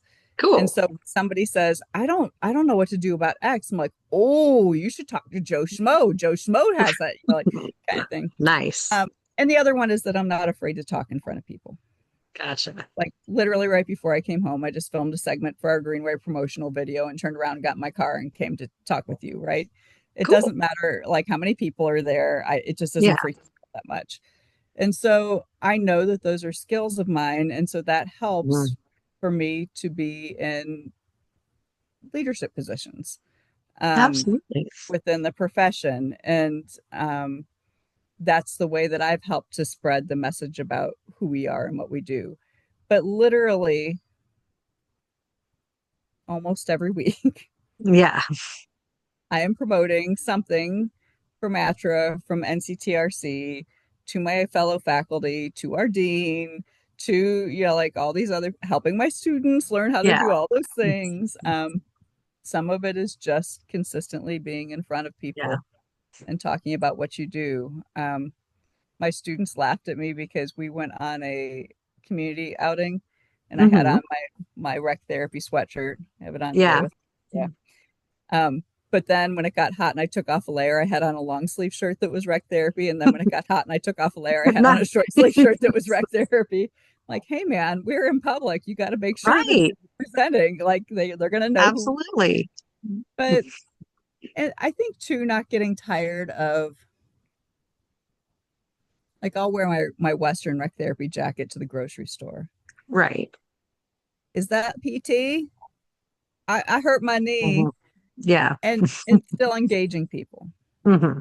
being able to tell the story. Like Susan and I don't know how many years ago now, probably 10 years ago, did a whole thing on how to do an elevator speech. And Cool.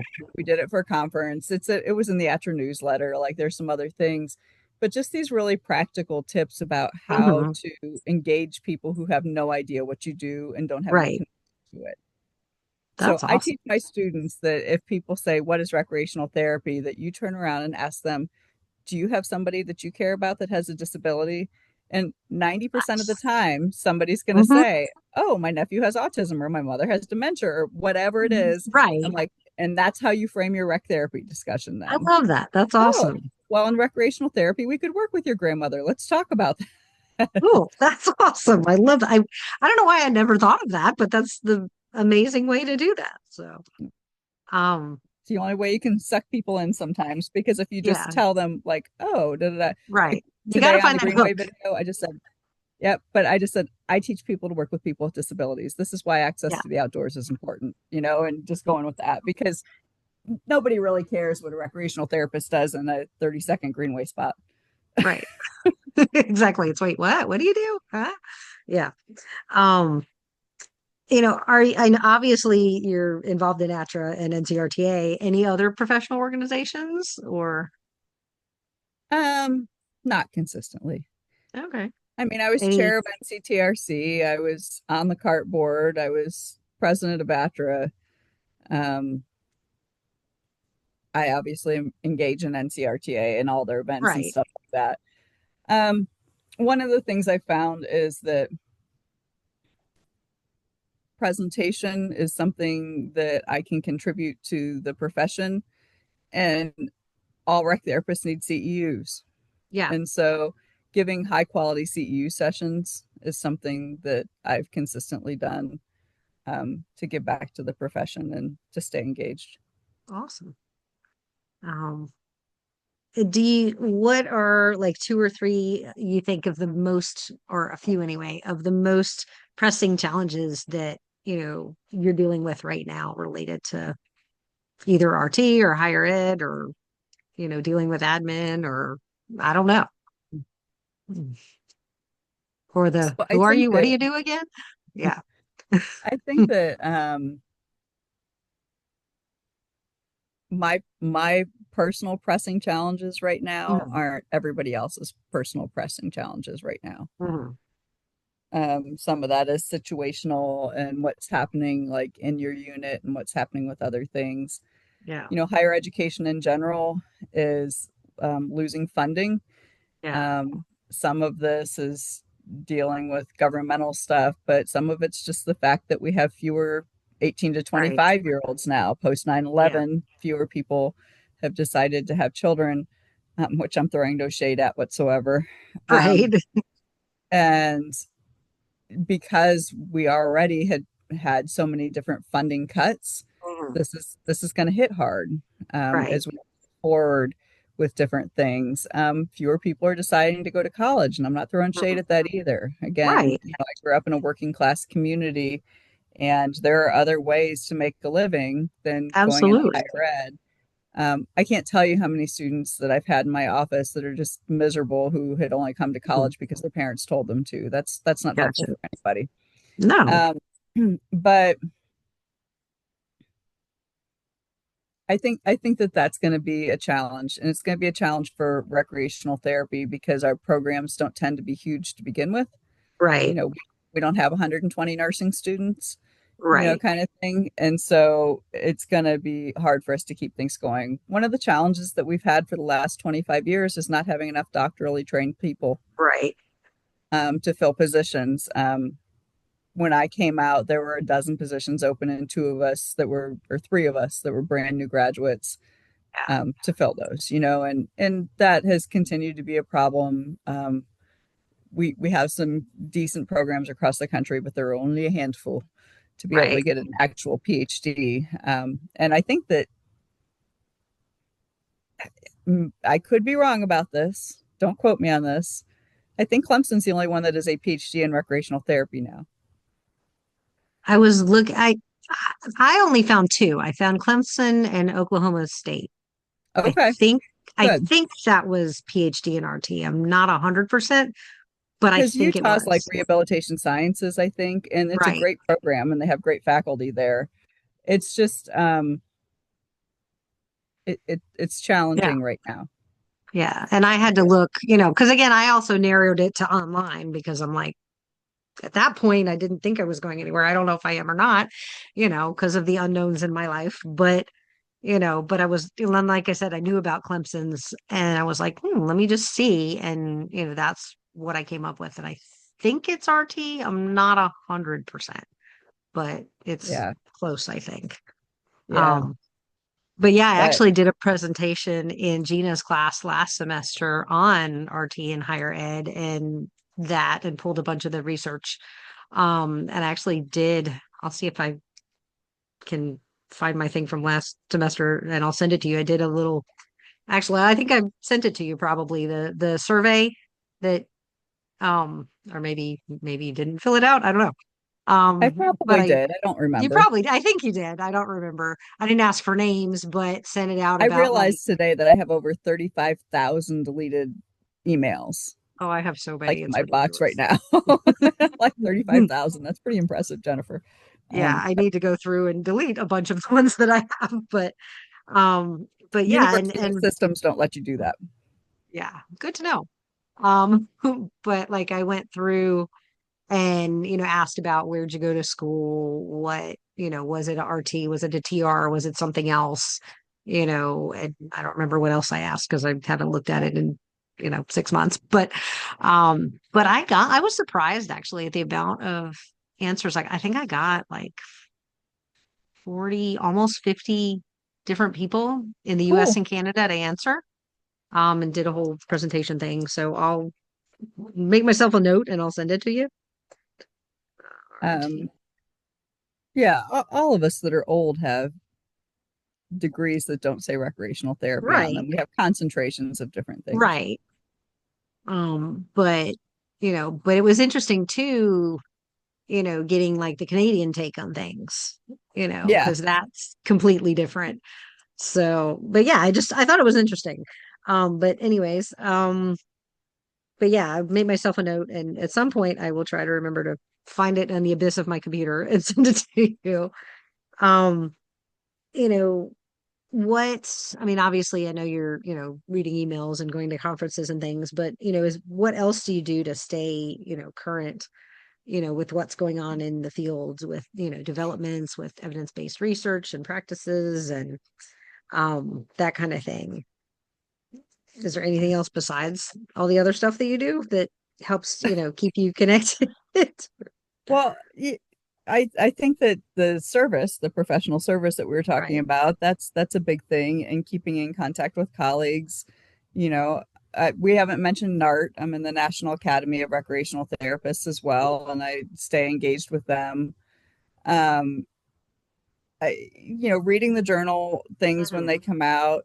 Um, I like actually talking with humans. Like as we've been talking here, I got Yeah. a text message from a recreational therapist. Cool. So um, I I like to actually the one that I moved in with and went to Cool. work The one with you were for telling me 2 weeks. about. Neat. Yeah. But I That's think cool. that national professional service has helped me to connect with Mhm. a wider network of recreational therapists Cool. across the country.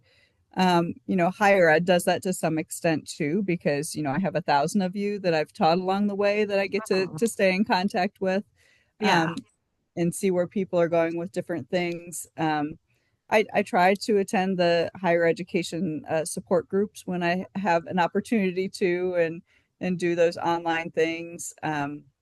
Obviously, I'm super engaged in ATRA, and I do Right. both in person and online stuff with them.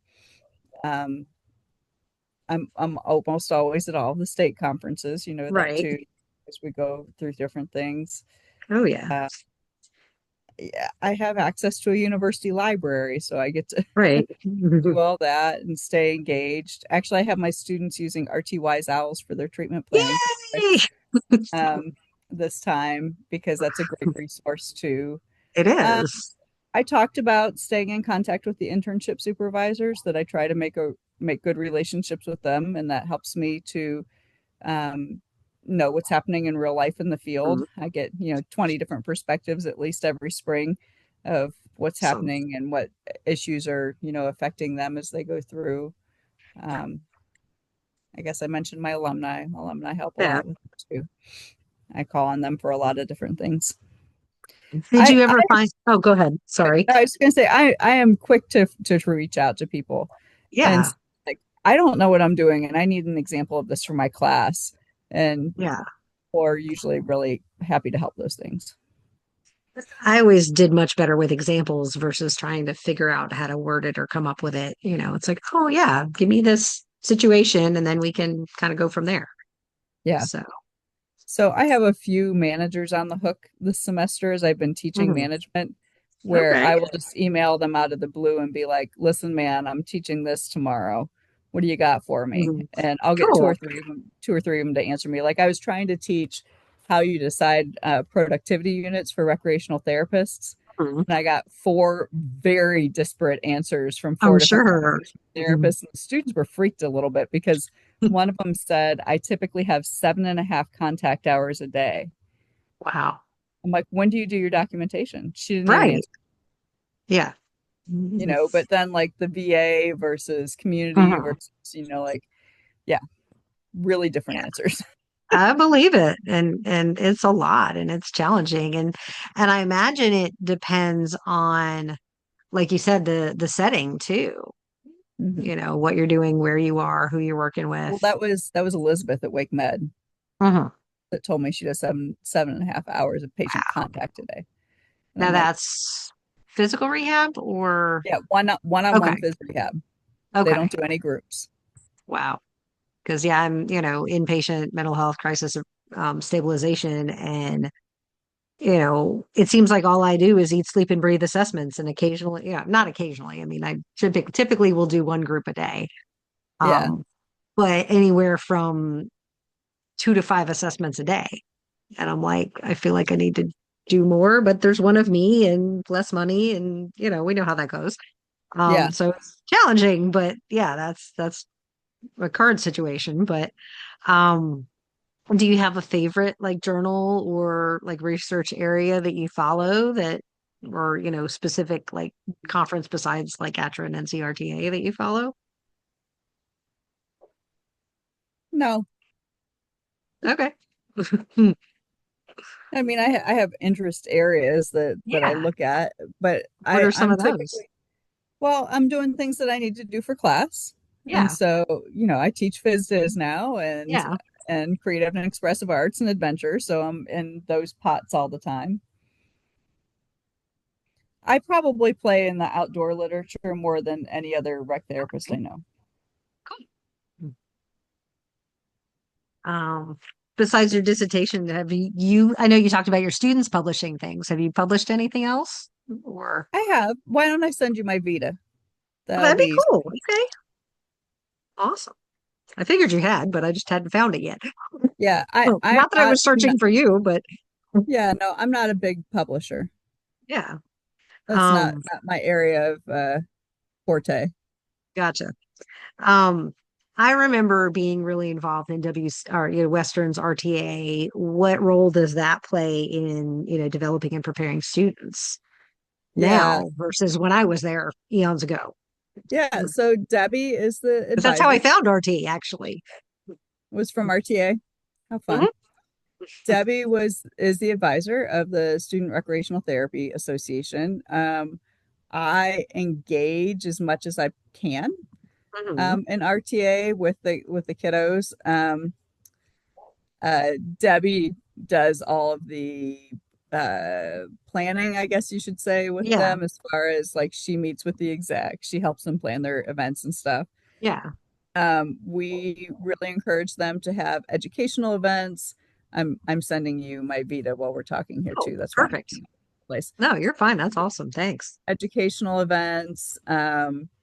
They have socials. They engage in other types of activities within it. We decided several years ago, and we're trying to decide if we're going to renege on this or not, but we decided several years ago that we were going to force participation.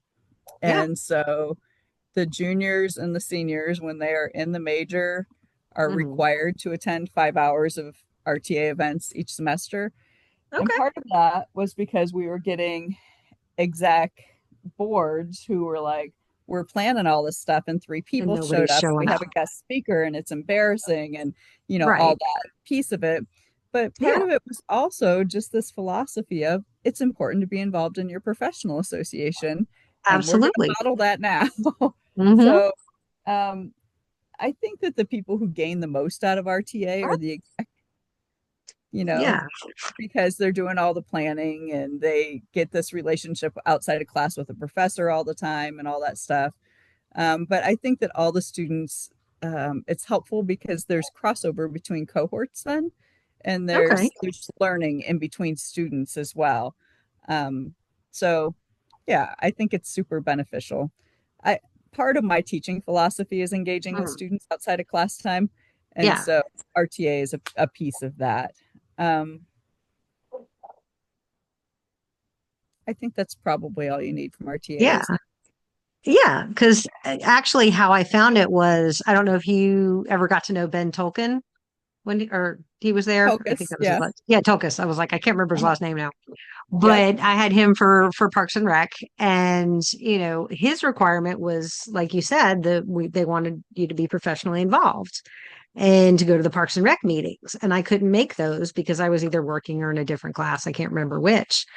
And so I was like, dude, I need a grade. How am I going to do this? And, he goes, well, go to a different club in that area, allied health of the school. And I was like, all right. And, so RTA was checking the box initially, for the grade. And then I was like, hey, I don't even know what this is. Hey, this is really cool. I'll do this. And that's how I found RT.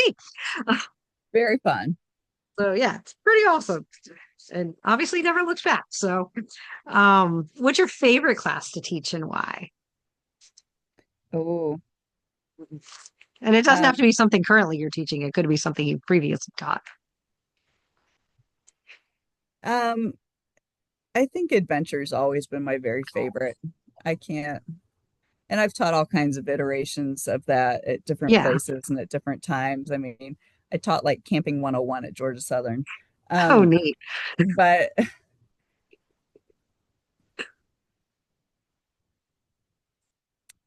I I thought I was going to be a wilderness therapist when I went back to school. Cool. And I quickly learned that I didn't like being outside with people who don't like to be outside. Yep. And adventure's not a required modality class anymore. It was Mhm. forever, as you well know. I remember that. But Mm. even when it was required, I learned to enjoy the challenge of helping someone Mhm. find their comfort zone outdoors, Right. or to expand their comfort zone with being outside. Um, I just love outside so much. It's so much of who I am Yeah. and what makes me human that it's so easy for me to get jazzed up about that. And I do love teaching like initiatives and processing and all that stuff. I think processing is a skill that all recreational therapists need to Right. have no matter where they are and it's Absolutely. like Mhm. hold of things. So yeah, I do like Cool. teaching creative and expressive arts. I like anything where I can be hands-on. I am teaching management for the first time in 20 years this semester, and I'm probably never going to have to teach it again. And I'm not really sad about that. I was going to say, how's that going? I found a couple of things that are working, trying to make it as applicable as possible, but it's almost impossible to understand concepts that you've never experienced Mhm. before. Like you can't Yeah. understand how to manage something you've never done. And Right. so sometimes when we're doing something, I'll just ask them, I'm like, who's ever actually done something with this? And like one Mhm. person will raise their hand. And you're like, okay, that's where Yeah. we are today. Let's back it up a little bit. Um, yeah, I've plucked a couple of chapters out of the end of the semester because I'm like, is that going to be on the exam? Are they really going to need that? No, we're just not doing Right. that. Is the management class, is that more like management of like stuff like admin, or is it more like management and supervisory type things? I'm just Yeah, curious. yes, all the things. Okay.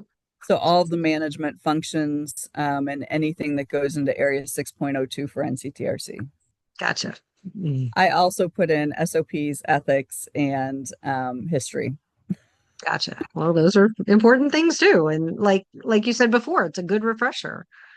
Yeah, So, well, I think this is the first time they've really looked at the SOPs beyond the APIDE process too, right. because we pull them into other classes, but all that Mm. management stuff in the back is what's really applicable for this class. Yeah. Do you have a least favorite class to teach? And like, what is it and why? Yeah, admin. Besides Like the admin. I literally Mhm. like Melissa, this is I've started my fourth decade of teaching now. I think it's Mhm. year 31. And Mhm. I had to teach that class once, one quarter in like 2003. Wow. And I've avoided it ever since. And it just ended up that I needed to do it this semester. So Mhm. I'm doing it, but Yeah. hallelujah, it's almost over.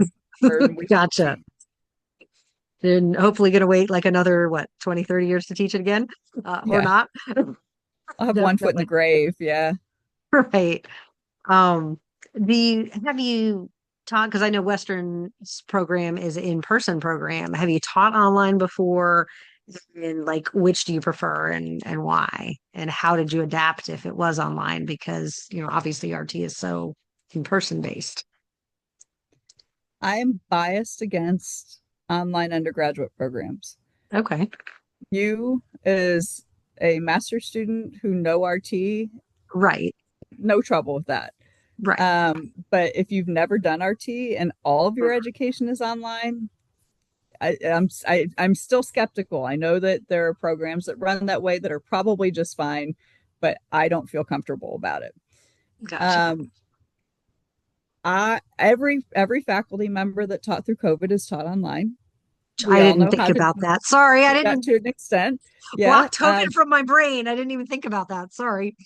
And they are considering internship online now because students turn in assignments to me. So I need to do online teaching education Wow. because I'm supervising my interns that way. I Mhm. have never chosen to Right. a fully online You probably class. should have framed it better, the question, but yes. Yes. So, do I do online education regularly? No. Right. Have I learned techniques to do online and hybrid education now? Yes. Yes, I have. Old dog learned lots of new tricks during COVID. Yeah. Um, Asynchronous teaching to me feels flat. Hmm. And I know there's benefit in it, and I know some people learn better that way. Certainly, some people who are neurodivergent and have a harder time in my chaotic classrooms. Um, but I don't prefer it.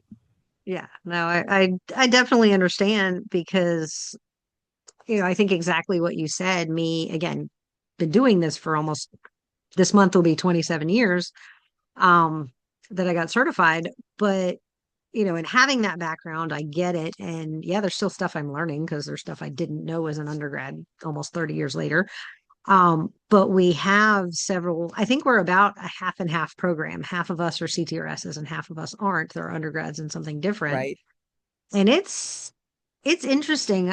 That's been in the back of my head is like, and again, granted, I'm only a semester and a half in basically, but how are you going to do a group? How are you going to, that's kind of in my head is like, how are you going to do that? Now I know some of them have some at least people experience because of what they've shared. Right. One guy came from being a middle school teacher and, some others have worked with people, but They're just in relying very, on that internship. And I know that yeah. some of them send them out to facilities for practica too Mhm. with some of it, but you really like we don't have any LRTs here to do that. I don't Right. know. It makes me nervous. Yeah. No, I completely get it. And it's a challenge, like you said, the learning new things, the Canvas has been, I'm like, what the heck is this? I'll ask my kids, because they used it in COVID. And I'm like, they're like, we don't remember. I'm like, it's not helpful, but I'm figuring it If you out. have Canvas questions, I can probably help. Oh, good. I'm slowly figuring it out. And I've been through three different learning management systems. Canvas is three of three. gotcha. And for us it's not just Canvas. They're throwing in like other VoiceThread and Panopto and all these other, which I'm sure you're familiar with, and I'm like, what the heck is that? So then I have to learn this whole other thing. But yeah, it's challenging, but I'm I getting don't there. know VoiceThread. That one's new to me, but I know Panopto. Yeah, I haven't even like looked at anything Panopto going, oh, that's a thing. I will get back to that when I have time, which is not now. um but VoiceThread, from what I have teeny tiny played with it a little bit, is my understanding is basically you're taking like a PowerPoint slide and putting your, like me verbal teaching what's, if I was in a class as a professor teaching, hey, this is what's on the PowerPoint slide. That's what I'm doing. I'm just recording it to the slide Okay. and then like going to the next slide and, having my next blah, blah, blah related to that slide.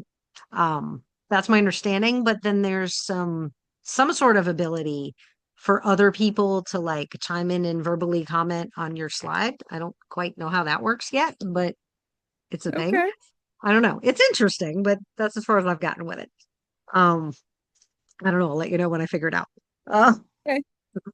um, but yeah, it's any other like benefits and drawbacks of in person versus on or online versus in person, Oh, in online higher makes ed? it way more accessible. Yeah. So, do you know how I did my master's degree? No, I know that you were like getting ready to go or had just gotten back or something when I met So, you. when I went to, so when I met you, I had finished my master's degree and I was getting ready to go for my PhD. Okay. That's the 1 year that I was at Western and you were in class Yeah. with me. When I was in my master's degree at Indiana University, I was in what their distance learning program was at the time, which was a real TV studio, like real live, like TV studio. Wow. Those of us who were on campus students reported to the TV studio at 5:30 and the door locked behind us because since it was live TV, they couldn't allow people in Right. or out. We were live mic'd the whole time. The Wow. professor was up on like a real stage with a big old TV camera. Uh-huh. And if you asked a question in class, it would like zoom in on your face and you were like, whoop, kind of. Wow. Oh my So the gosh. people who were in the satellite campuses in Indiana Mhm. were watching the TV show. Wow. Oh my Had a goodness. question, they had to like dial in Uh-huh. to the producer in the TV studio. The TV Wow. studio producer would turn on a light to let the professor know there was a question, Oh and my then goodness. they would like put the question out loud, and then the professor would answer the question. But Wow. we had ATRA mid-year in Indianapolis that year, and all of us as on-campus students were Hmm. forced to work the conference, as you can Hmm. imagine. Oh yeah. And You're here, we're putting you to work. yes, and the other students were coming in from satellite campuses, and they were Mhm. having so much fun messing with us. Like they'd come up and they'd be like, "Oh, hey, Melissa, it's so good to see you. How have you been?" You're like, who are you? But right, do I know this person? And I'd laugh, and they're like, "Oh, this is John and Teresa. We're in the, whatever campus." And so I Wow. finally looked at one of them. I'm like, "What's it like being on your side of the TV? Because it's miserable Yeah. for us." And they're like, "Oh, it's after work. We order pizza and like just hang out." I'm like, "I hate all of you." Oh wow. But yeah, Oh my goodness. I mean, because ours isn't just strictly asynchronous. We have, and it depends on the class. Most of like classes I had last semester, it was every other week we met on Zoom once a yeah, week. And then this semester, one class is every other week, and then the other one is once a month. And then next semester, I've got one that I think it's every other week. I haven't had her before.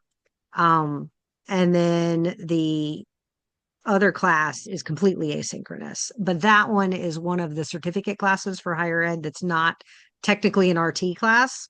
So I yeah. don't know how that's going to work either, but but yeah, I can't imagine doing a completely asynchronous online and coming out, and then jumping into your internship. I I don't know how people function, honestly. I don't either. Um, it's and I'm sure you kind of probably did this a little bit, when you guys have done this, and added classes and things like that at Western, but if you could either completely redesign it from the ground up or, just add things to what you've got now, what would it look like? And, why would you choose those courses? So we did a complete strategic planning and revamp after Peg and Glenn left in 2016 when Paige and Gotcha. Debbie came on. So we've done this and I smiled because I love this shit. Yeah. Um, there are so many ways to take those CART standards and put them into a curriculum. It's not even funny. I mean, Wow. and some of this is what resources do you have? Hmm. Um, both human resources, because there are only three of us, right? Right. But other resources, like Slippery Rock's program is very similar to ours, but they have a Yeah. therapeutic horse barn on campus. Cool.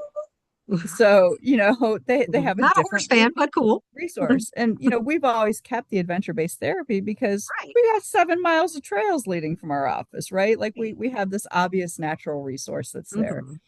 But, you know, I would love to have a clinic, That but would be cool. with what 100 hours a week am I going to run that? Right. There are so many different things that we could offer our community Hmm. so far out. And you get this, you're Right. kind of Oh, yeah. the same boat on the other side of the state. Exactly. And so it's just, there's not enough time, money, people Right. to do all of the things. There are some disadvantages to being in such a rural area and having Right. fewer LRTs around us.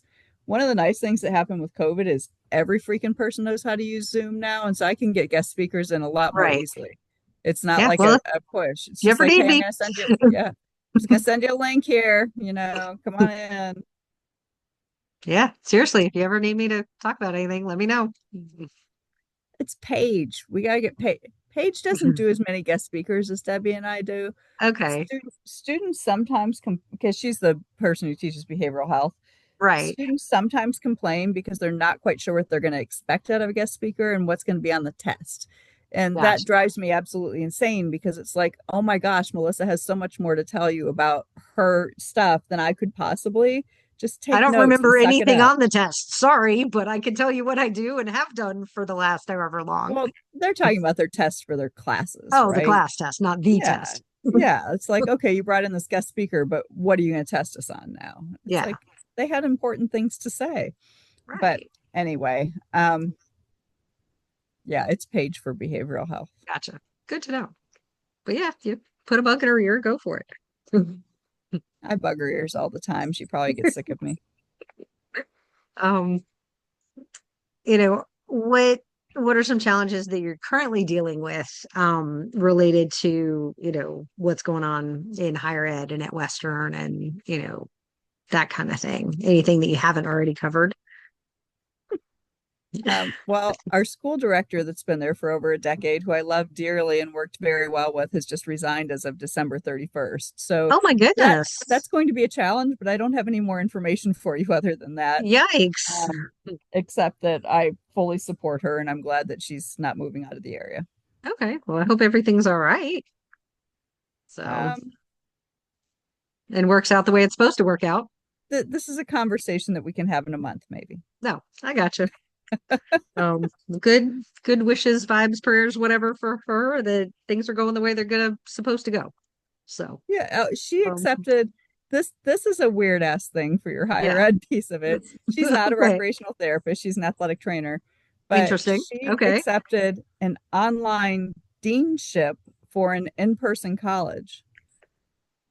How does So that work? she's going to be a dean at Rocky Mountain College, and Okay. it's a hybrid position where she works online from home. She's not leaving Silva, and they Okay. fly her in a half a dozen times a year for a week or so and pay for all her expenses for the Ooh, times that she needs to be on campus.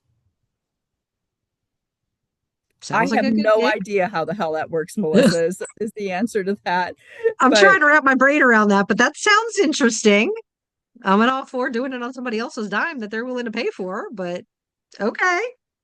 Hmm, I don't understand how it works, but evidently it does. interesting. Well, definitely hoping and praying you guys get a good person that understands RT and that kind of thing. So, We will educate them. absolutely. What suggestions and advice do you, obviously pass along to students and new professionals about staying engaged and obviously being a member of ATRA, but anything else besides that? So first of all, you need to know our students did a back to school bingo thing at the beginning of the year, and Okay.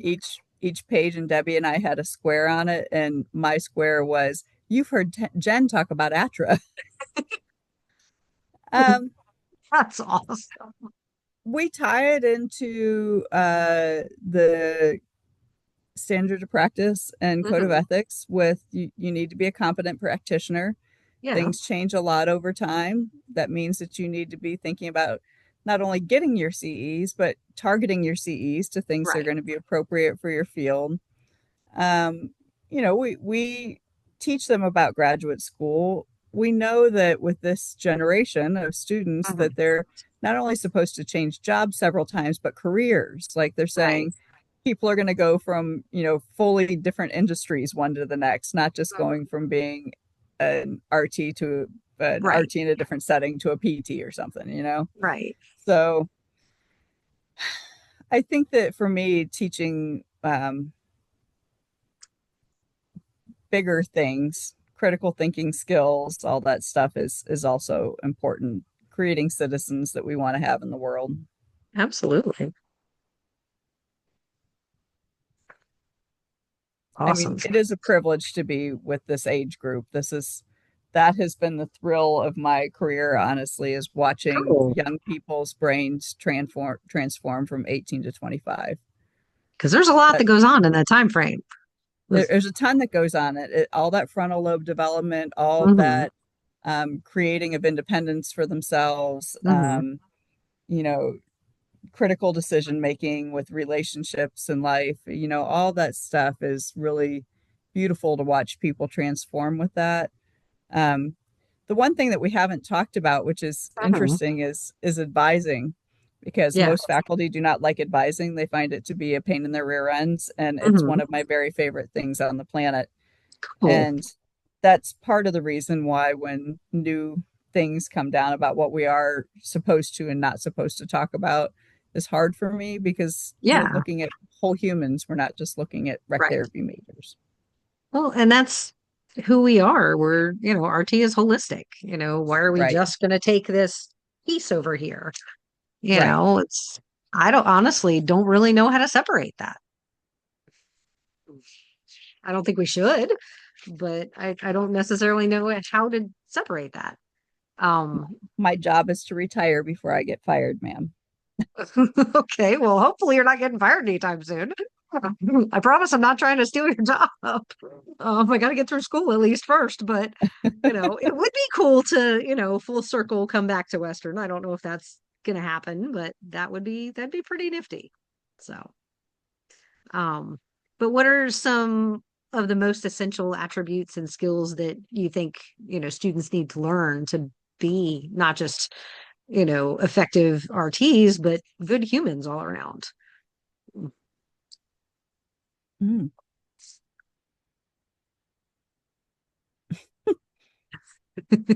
That's a big question. It is. We both have pretty grown kids. Mine are Yeah. 21 and 23 now. Mine are Uh, 20 and 23. So yeah. Mm. so I had a conversation with another RT at the ATRA conference this year, who's um, young person, is a teenager who's just starting to date, Mhm. and she was kind of struggling with like watching that process start to happen. Yeah. And all I said was, like, my kids are really different from one another.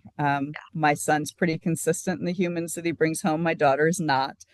Um, and I have just kind of done this little mantra, and both of my kids could repeat it, that I'm looking for them to bring home people who are kind, honest, and respectful, I love that. and that we can deal with whatever other Right. characteristics, come with that person. And that has helped too when Yeah. they have been in relationships where that person was not being kind, honest, or Mm. respectful, to say, okay, we've got some base rules here. Let's Yeah. talk through, whatever it is. But I think that really that's what we're looking for humans in general. Mhm. We're looking for kind, honest, and respectful people to go forward in the world. And I'll stick with that for that answer. Awesome. Um, which kind of goes to the next question, which is, what do you hope your students take away from your teaching beyond the classroom? It sounds like besides that, is there anything else? Have I sent you my teaching philosophy? No, but that'd be kind of cool to have. Okay. Let me pull that up and email it to you too. Um, Awesome. my teaching philosophy is much shorter than I would like it to be. Okay. Um, they Sounds like they that's not a good thing. they tell us to stay to 1 to 2 pages, and that's Oh, really gotcha. hard for me. Me too. Um, but I rewrote it like a year ago. It was one of my goals because I got kind of jazzed about something that happened in a workshop. But basically, it's based on. I'm pulling it up so I can send it to you. Mhm. Awesome. It's thinking. It's based on a couple of different principles. One is constructivism, Mhm. and constructivism really says that students learn based on the worldview, skills, and knowledge that they bring with them. And Right. so I'm not really creating knowledge. They already have knowledge. I'm helping Right. You're them, just channeling it. well, to build on whatever their foundation is. Right. And so they have the opportunity to have new perspectives based on the new things that come into them. The other Nice. piece of it is connectivism, and connectivism really is about promoting group collaboration and discussion. And connectivism as a theory also talks about incorporating technology, and I do that to an extent. But really, Okay. a lot of my stuff has been built on the fact that if students don't have trust in a classroom, Mhm. then they're not going to be able to learn very well. And so I Right. kind of focus myself on creating a trusting place where they know that I don't sweat the small stuff, but I really care if they get the big stuff. Uh-huh. Um, and so that's kind of where I go with things with that. That yes, we do have standards to meet, and they'll tell you that Right. I'll say, like, I am also responsible to not only the profession, but also these people that you're going to work with in the future, Hmm. to make sure that you're doing the right thing. You're going to be working with really vulnerable people. I need to make sure that you're not going to harm them and that you're going to be doing the right stuff with them. Um, Right. but that I do care about you deeply and I want you to be able to Hmm. succeed. And sometimes Jay will tell you that I care too much, that Hmm. I put a little bit too much myself in there. Yeah. And I am definitely a workaholic, and it's taken me years to admit that, let alone do anything about it. But I think it makes a difference. Like right It now, does. I have supplemental learning assignments in that administration class because I have Hmm. five of them that are not passing with a C or above. And if they don't pass with a C or above, they don't go on internship in the spring. And Wow. so I just gave them the you are Hmm. going to do these because I can't Right. change the standards, but I'm also not going to watch you fail. Right. Like we're going to get through this together. Right. Buck What up, little can, campers, kind of right. thing. We're gonna figure out how to make this work. So that means that Definitely. I'm grading five additional assignments this semester that I Yeah. shouldn't be needing to, but I'm going to Yeah. make sure that they get there if it's at all possible. Right. I mean, we definitely don't want to see people fail. And, we want to empower people to do as best as they can do. No, it just I think that's who we are, Yeah. at least for me anyway. Um, what would you have told yourself advice and suggestion wise, when you were younger to, Like maybe how much maybe younger are we relate it to talking about? now or not? I don't know. Are we talking about like when I was an undergraduate student or I don't know. Could have been that, could have been, did you even fathom that you would, end up at Western, or anything like that? so? No, I mean, again, I'm a first generation college student from a small working class town. I barely traveled as a kid. Mhm. Like I was out of state a handful of times before I was a teenager. Like I'd never been out of the country, never been west of the Mississippi, never, like all that kind of stuff. I didn't understand. I knew there was graduate school. My sister Mhm. is 6 years older than I am, 5 years ahead of me in school, and was getting an MBA when I was an undergrad. Mhm. But I did not realize there were levels of graduate school. Gotcha. Like I didn't understand the difference between a master's and a PhD when I started my bachelor's degree. Okay. And so there's no way that I didn't know any college professors. Like Right. they were aliens as far as I was concerned as a kid, right? Right. Um, I had no way of considering myself, like thinking about like, oh, like my kids are like, I don't want to be a college professor. I watch what she does, kind of thing. Right. I couldn't have even thought about that. So when students come in my office and say, I don't know what I want to do with my life, like you were just like, I'm 50. I don't know what I want to do with my life. I'm like, Right. I don't either, kid. But I can tell you that when I Yeah. was 20 and I was sitting across from some college professor, I wasn't saying, I'm going to be a college professor when I grow up. Right. There was no path for that for me. Right. Having said that, I was a weird kid. Hmm. I was academically gifted in this strange little Hmm. town, and I was put ahead a year in school when I was Hmm. 6. And so I was a year younger than everybody else in my class and still super Hmm. nerdy and excelling in school. Yeah. And so I knew that I had the aptitude. Right. And so I just keep teasing people, and some of it's true that I kept going to college until they didn't kick me out anymore. Yeah. So I kind of found my place and my people in Yeah. academia, but I would have had no freaking idea of that That's where it previously. would have been. Yeah. Mhm. Cool. Yeah, sometimes I don't think that I'm very smart because I look around and everybody around me has a PhD. Yeah. And then I realize like we're 1% of the world and like Yeah. it skews it to get back again. But to me, like all of my friends have graduate degrees. Yeah. Like, Getting there. yeah, Not yet, but I'm getting there. yeah, but I it's know what just you like mean. my everyday existence in my life. Right. Like our son wasn't sure he wanted to go to college, and so I Yeah. said, "Well, don't. You don't have to go Yeah. to college, or go work for a while, or go to community Yeah. college and learn a trade, or whatever. Doesn't matter." And he went, and at the end of it, he's like, "I don't know why I did that." Yeah. And I said, "You didn't have to go." Hmm. And he said, "I have parents with 6 degrees. I Yeah. wanted to play ball. What else was I going to do?" Yeah. And I'm like, okay.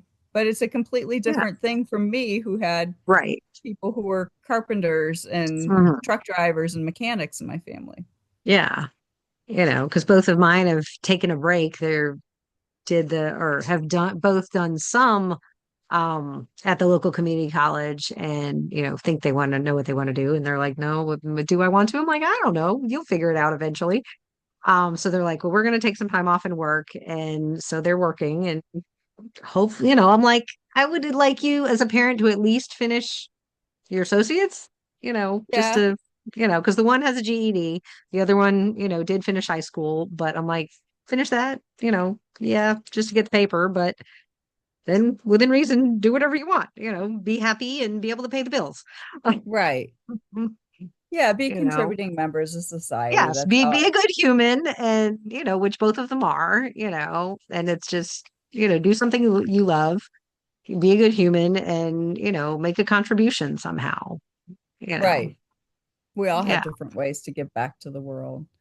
Now, absolutely, when I went to my high school class reunion, must have been my 10 year, I can't remember. People were always like, "What do you do?" And I'd always just say, "Oh, I'm a teacher," yeah, because again, right, don't want to have yep, to go into all of it. And the girl who'd like grown up on the street next to me, who was really freaking smart, but had grown up in a pretty hot, volatile household, mhm, like would come to our house to get out of the chaos kind of right, place, um, was up at the same place. And the one of the guys that we graduated with, that we had been mhm, friends with, well, what do you mean you teach? What are you teaching? I teach at Ohio University, mhm, kind of thing. yeah, Wait, what do you mean you teach at Ohio University? Like you teach college students? And I'm like, yes, I teach college students. Wait, are you a professor? Like, and he's like going through this like, whole huh? line of stuff. And Yeah, my friend Sherry, again, we've all known each other. We mhm, all grew up in this tiny little town, is standing there yeah, listening to this whole thing. And he's like, so, and he's like, so what? And so I finally just like rattled off the full title, right. for him and everything. And he just sat there slack jawed. And she looked at him and she's like, dumbass, who else in our class did you think was going to do that? And like walked away with her ginger ale. And he's like, but, and so that's kind of it's like, it's always just been this weird place of Yeah, who I am and where I fit. But yeah. But I love her I, response though. Who else would have done it? yeah, Of course it would have been you. What keeps you passionate and motivated to stay, doing what you're doing and to change a little bit, you know? students. Cool. Yeah, Anything I love. specific about them or Um, So one thing that I learned early on about myself is that I'm one of the weird people who actually likes change and wants things to change, and higher ed is a good place for me because of that. Every 15 weeks, things change, whether you want them to or not. true? Um, I really I love rec therapy, and I love being able to get young people excited about it. But at the same time, I love seeing what young people get excited about. I just had one of our recent graduates say, I've decided I want to get a counseling master's. And I'm just as excited for her as I Yeah. am when she's like, in my program doing rec therapy. Oh, Um, yeah, I like helping the young people into their next little portal of life. awesome.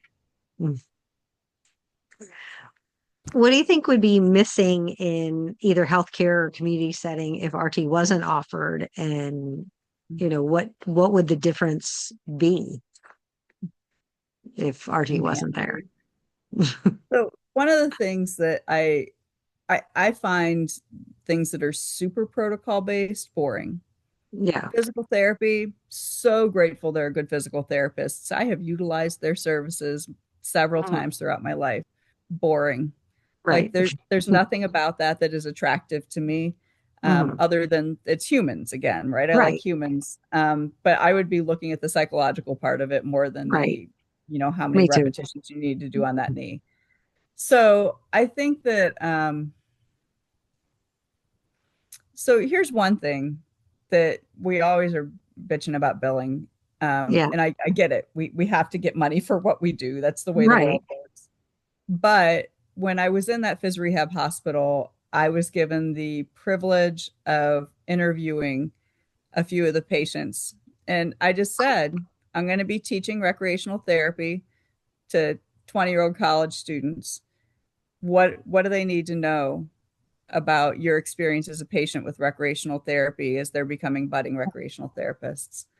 Awesome. And two of the people I got to interview were young college age men, and they were both in for really, really different reasons. One of them had gotten this like horrible immune system attack from a virus, Oh, wow. and within hours ended up getting Mhm. lesions on his spinal cord that are never going to heal, and he's tetra now using a motorized Wow. chair.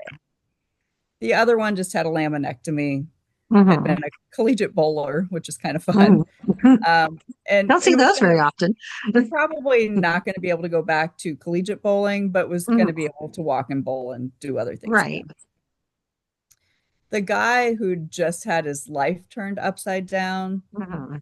was really raw about it. Yeah. And Understandably basically, so. first of all, had a whole tell them to suck it up, buttercup. You don't know when your life's going to change, speech Yeah. that he did. But then the other piece of it was rec therapy is the only therapy who will stop and take the Mhm. time to listen to me Mhm. and talk through all the shit that I'm going through right now. Mhm. It was we're not on 15-minute segments. Mhm. We don't have to do what we had planned today, Right. and in this particular unit, Eileen encouraged them to do that when patients like decided that they wanted to talk about it, Yeah. and then coded as adjustment to disability. And Awesome. so they could have like full 45-minute sessions if they wanted to, because they're only seeing the freaking psychologist once every 2 weeks or something, as if Right. that's Yeah. good for anything, and other No. stuff. And so um, it was just a very clear message from people of Awesome. they're asking what I'm interested in. Mhm. They're trying to get me to have something to live for, Mhm. kinds of comments. And that whole thing about looking at people as humans with big, complicated lives, I think is just super key to what Yeah. we do, no matter where we are. Right. Absolutely. I think that's enormous. And I wish more people would understand that, that, again, about the productivity, 7.5 billable hours a day kind of thing. We're not cycling people through, or to me, we shouldn't be. That's just my own personal I will philosophy. But say, even with even with Elizabeth though, because I know so much about what she does from having yeah. interns with her, And again, I don't know anything about her situation. So, she might spend 2 hours with a patient on okay. something that patient really wants. They only do evidence-based practice. They only do Okay. one-on-one, but it's it's patient contact that's meaningful still. Okay. Well, So that makes more sense then. yeah. Mhm. But at the same time, when the hell else are you doing anything else? And Right. assessments go into patient contact. So you're Good. just talking about how many assessments you have to do and Right. stuff. Yeah, documentation in 30 minutes for 7.5 hours of treatment is No. obviously not happening. You're not getting No, lunch. You're definitely not not. going home on time. You're not, No. yeah, any of those things. Yikes. Um, Yeah. um, but yeah, no, just we're missing humanity, I Yeah. think, with all that, and what really makes life important for people. We all know that wellness is not just the absence of illness, and Right. that holistic healthiness can happen in the presence of illness, and how do we make sure that people are being treated as fully human. Yeah. I love that. Mm. What do you feel like your legacy or contribution is that you hope to leave for RT, if you're not already doing it um, or building that foundation now? well, Mhm. I would think it's probably going to go back to students again, that if you were to I I've either taken or taught rec therapy classes at 6 different universities now, Wow. and that has spanned 4 decades between my own Right. education and teaching. Um, and I've always been focused on undergraduate education at regional comprehensive places in the times that I've been teaching, which is the vast majority of my career. Right. I had lot more teaching than clinical practice. Um, I think that it's secondary to teaching is service. Hmm. I'm probably one of the few people in the profession who has been on the board of all of our major things Right. going through. I was going to I've say, not, is there a board you haven't been on? I'm just curious. I have not been on the NART board. Okay. I have been on committees, but I haven't been on their board. I haven't been on NCRTA. Really? Um, I thought you had. Okay. Interesting. no, Mhm. I'm just always there doing whatever they ask. Yeah. Um, the there are specific accomplishments on those boards that are important to the way that the uh, profession had continued to grow and change at the times that I was on them. Like I was the chair elect when Bob Riley retired from NCTRC, and we brought Mm, on Anne Richard. gotcha. Um, Being able to hire Anne Richard in that position has changed the face of NCTRC. Gotcha. Um, Hopefully for the better. yes, and Good. I'm not responsible for that, but I Right. was integral to the process of like getting her in place and getting her to stay there. There were Right. some strange things happening then that we can't record, but No um, worries. Stuff we happens. there were some things with ATRA that were the same way, Oh, where there were some things that had to change, and so right. um, it was good to be a part of those processes. And all of it's just a cog in the wheel, right? We're standing Right. on the shoulders of people who came before us, which is Brent Absolutely. Wolf's Brent Wolf's tagline in his email. Yeah. And we are trying to leave things better than we found them. Hmm. And yeah, we'll go forward with it as we can. A lot of people that are at Temple are standing on Hmm. huge research records, and Oh, mine's yeah. always going to be teaching and service before it's research. Awesome. Very cool. Everybody's good at different things and has different interests. And I've done a And boat ton of mentorship cool. for other faculty. Yeah. Awesome. What other certifications do you have? And like what drew you to get those other certifications? Other than the outdoorsy stuff, like I keep up with my challenge course Mhm. certification and stuff, but nothing. Okay. So additional certifications weren't that big of a thing when I left Mhm. clinical practice. And for higher ed, being PhD, LRT, CTRS, FDRT seems to be enough. And Yeah, so I just stick with that. that I works. had I had some more outdoor ones when I was at OU that I've let lapse, but Mhm. Did you have a favorite one that you enjoyed or like a stood out the most? certification. Yeah, or like course you've taken or Oh, so in undergrad, I finally got rid of the book, and you're going to laugh at me because it was like, this book is now like 35 years old. right. Nobody needs it, and you're never really going to read it again. Um, the book that I would say got me really excited about about research was Hmm. The Social Psychology of Leisure Ooh, okay. by Seppo Isoahola, who was kind of a big research name at that point in time. I think he's Finnish. I Seppo. think he did. I think I remember reading some articles last semester that he was involved with. Hmm. Like, I think Japanese studies, maybe, or something, possibly. I don't remember. But that Social Psychology of Leisure book was freaking fascinating to me. I loved Cool. that like undergraduate book as a textbook. Which you don't, like any other textbook, you're just like, oh my God, do I have to actually even read this? One of my Right. main professors in undergrad um, did not like, he only tested from his lectures. Oh man. And so I just gave up on reading sometimes because why Yeah, would you bother? Right. right. Right. If But he's I only loved that. testing from here. Yeah, I loved that book. Cool. Um, but um, what was the actual question? Oh, if you had a favorite class or course Oh, you've taken.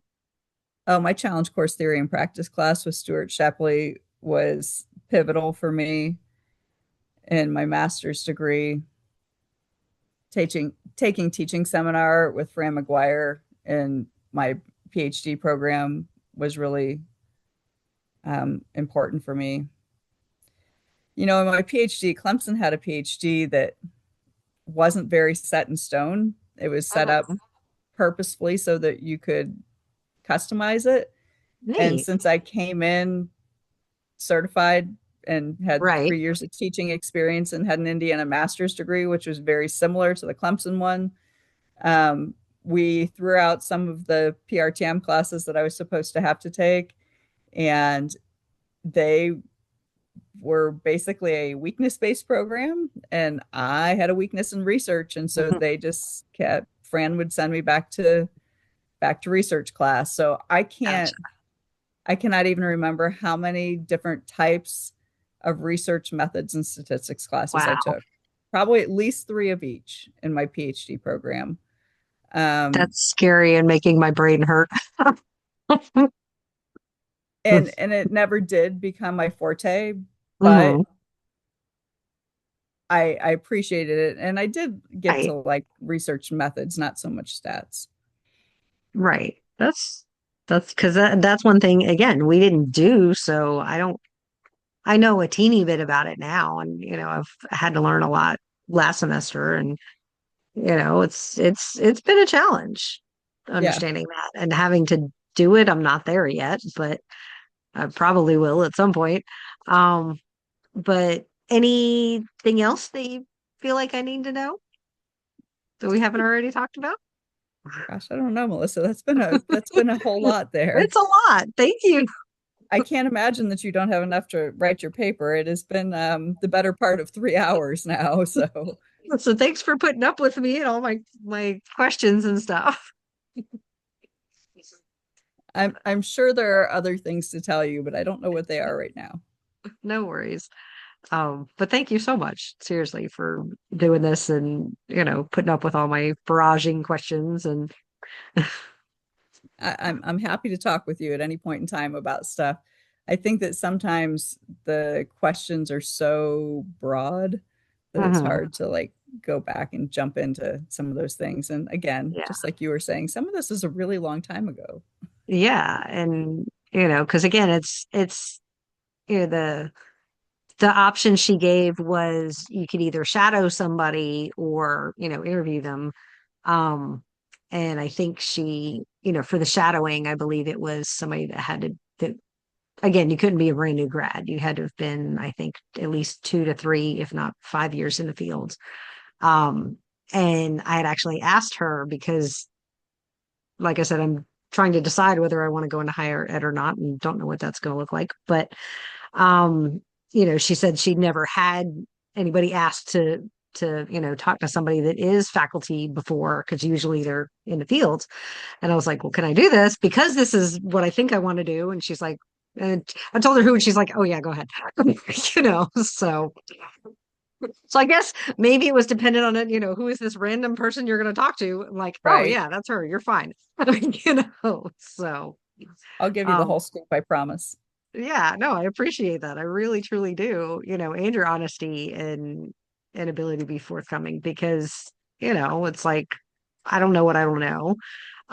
But it was either, like I said, you could shadow somebody or do the interview. And, I'm the overachiever and want to, make sure I have tons of information and I'm the wordy person that has to figure out how to compile it all and shrink it down, you know.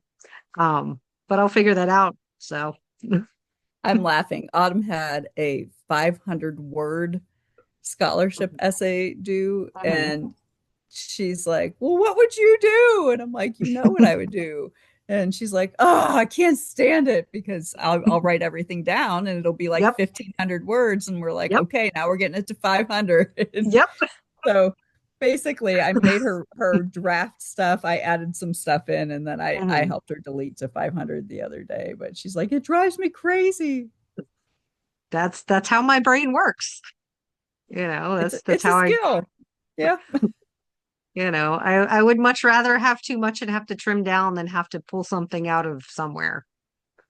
So Yeah. that's just again how my brain works. I had to do the same thing with the getting into grad school essay and other things too. It's like, okay, here now how can I pare this down to what I need it to be? So I'm one of the few people who has less words in their dissertation than I started out with. cool. You get it. Awesome. Oh yes, absolutely. But thank you again so much. You're so Um, welcome. It was good to talk to you. yes, good to talk to you too. I don't know. I'm going to try to go in March. I don't know if you guys are going to be there or not at Southeastern because it's in I Virginia am Beach, so not. it's only 3 hours north of me. So I don't Right, know if but I can it's go for like, sure or not, but yeah, no, I'm not going this year. With all this transition stuff, I'm just not yeah. going to travel a whole lot. I'll probably make it to Spiff though. I don't know that they've Okay. set a date, but it's supposed to be in Greensboro. Oh, that's right. They did say that. Mhm. Yeah, I know they said they were trying to decide because February always gets, weathered out. So they were going to come up with some other kind of date, but that's the last I heard. Yeah, I don't know.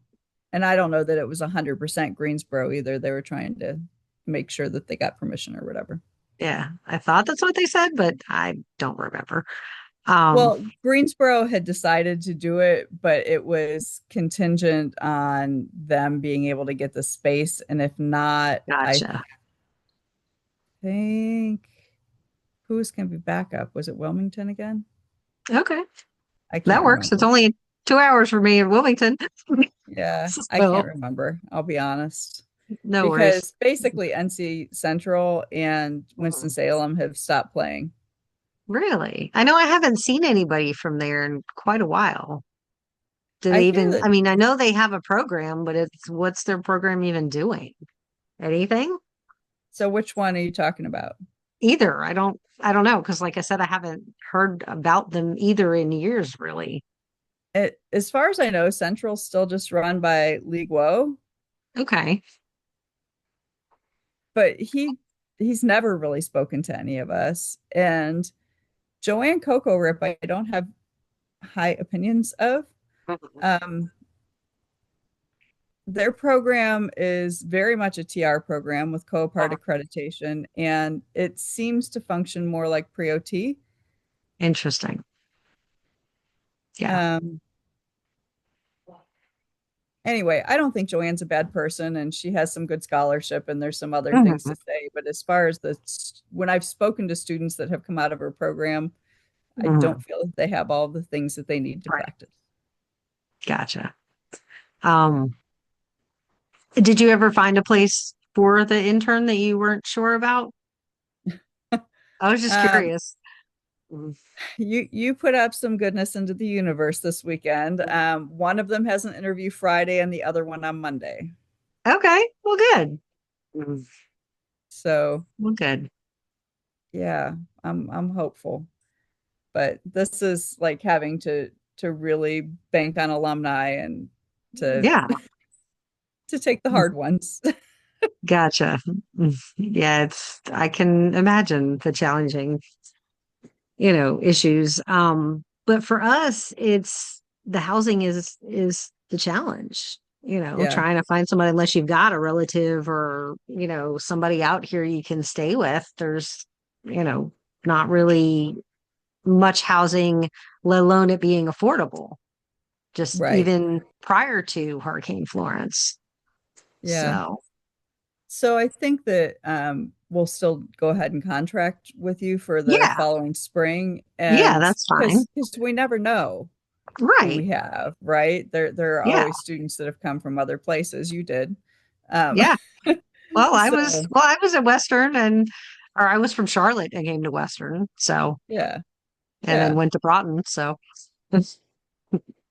yeah. Broughton has housing again, and J. oh, Iverson cool. has housing again. So that's super Nice. helpful. But Oh, yeah. um, I don't know what it's going to be like, but they have it. I was in an old nursing dorm way back in the day. Right, right. All right, girl. I gotta Cool. get Well, ready for the thank next you. day. It was Yep. good to Me talk to too. you. Yes. Good to talk to you too. Thanks again. Night. See ya. Thanks.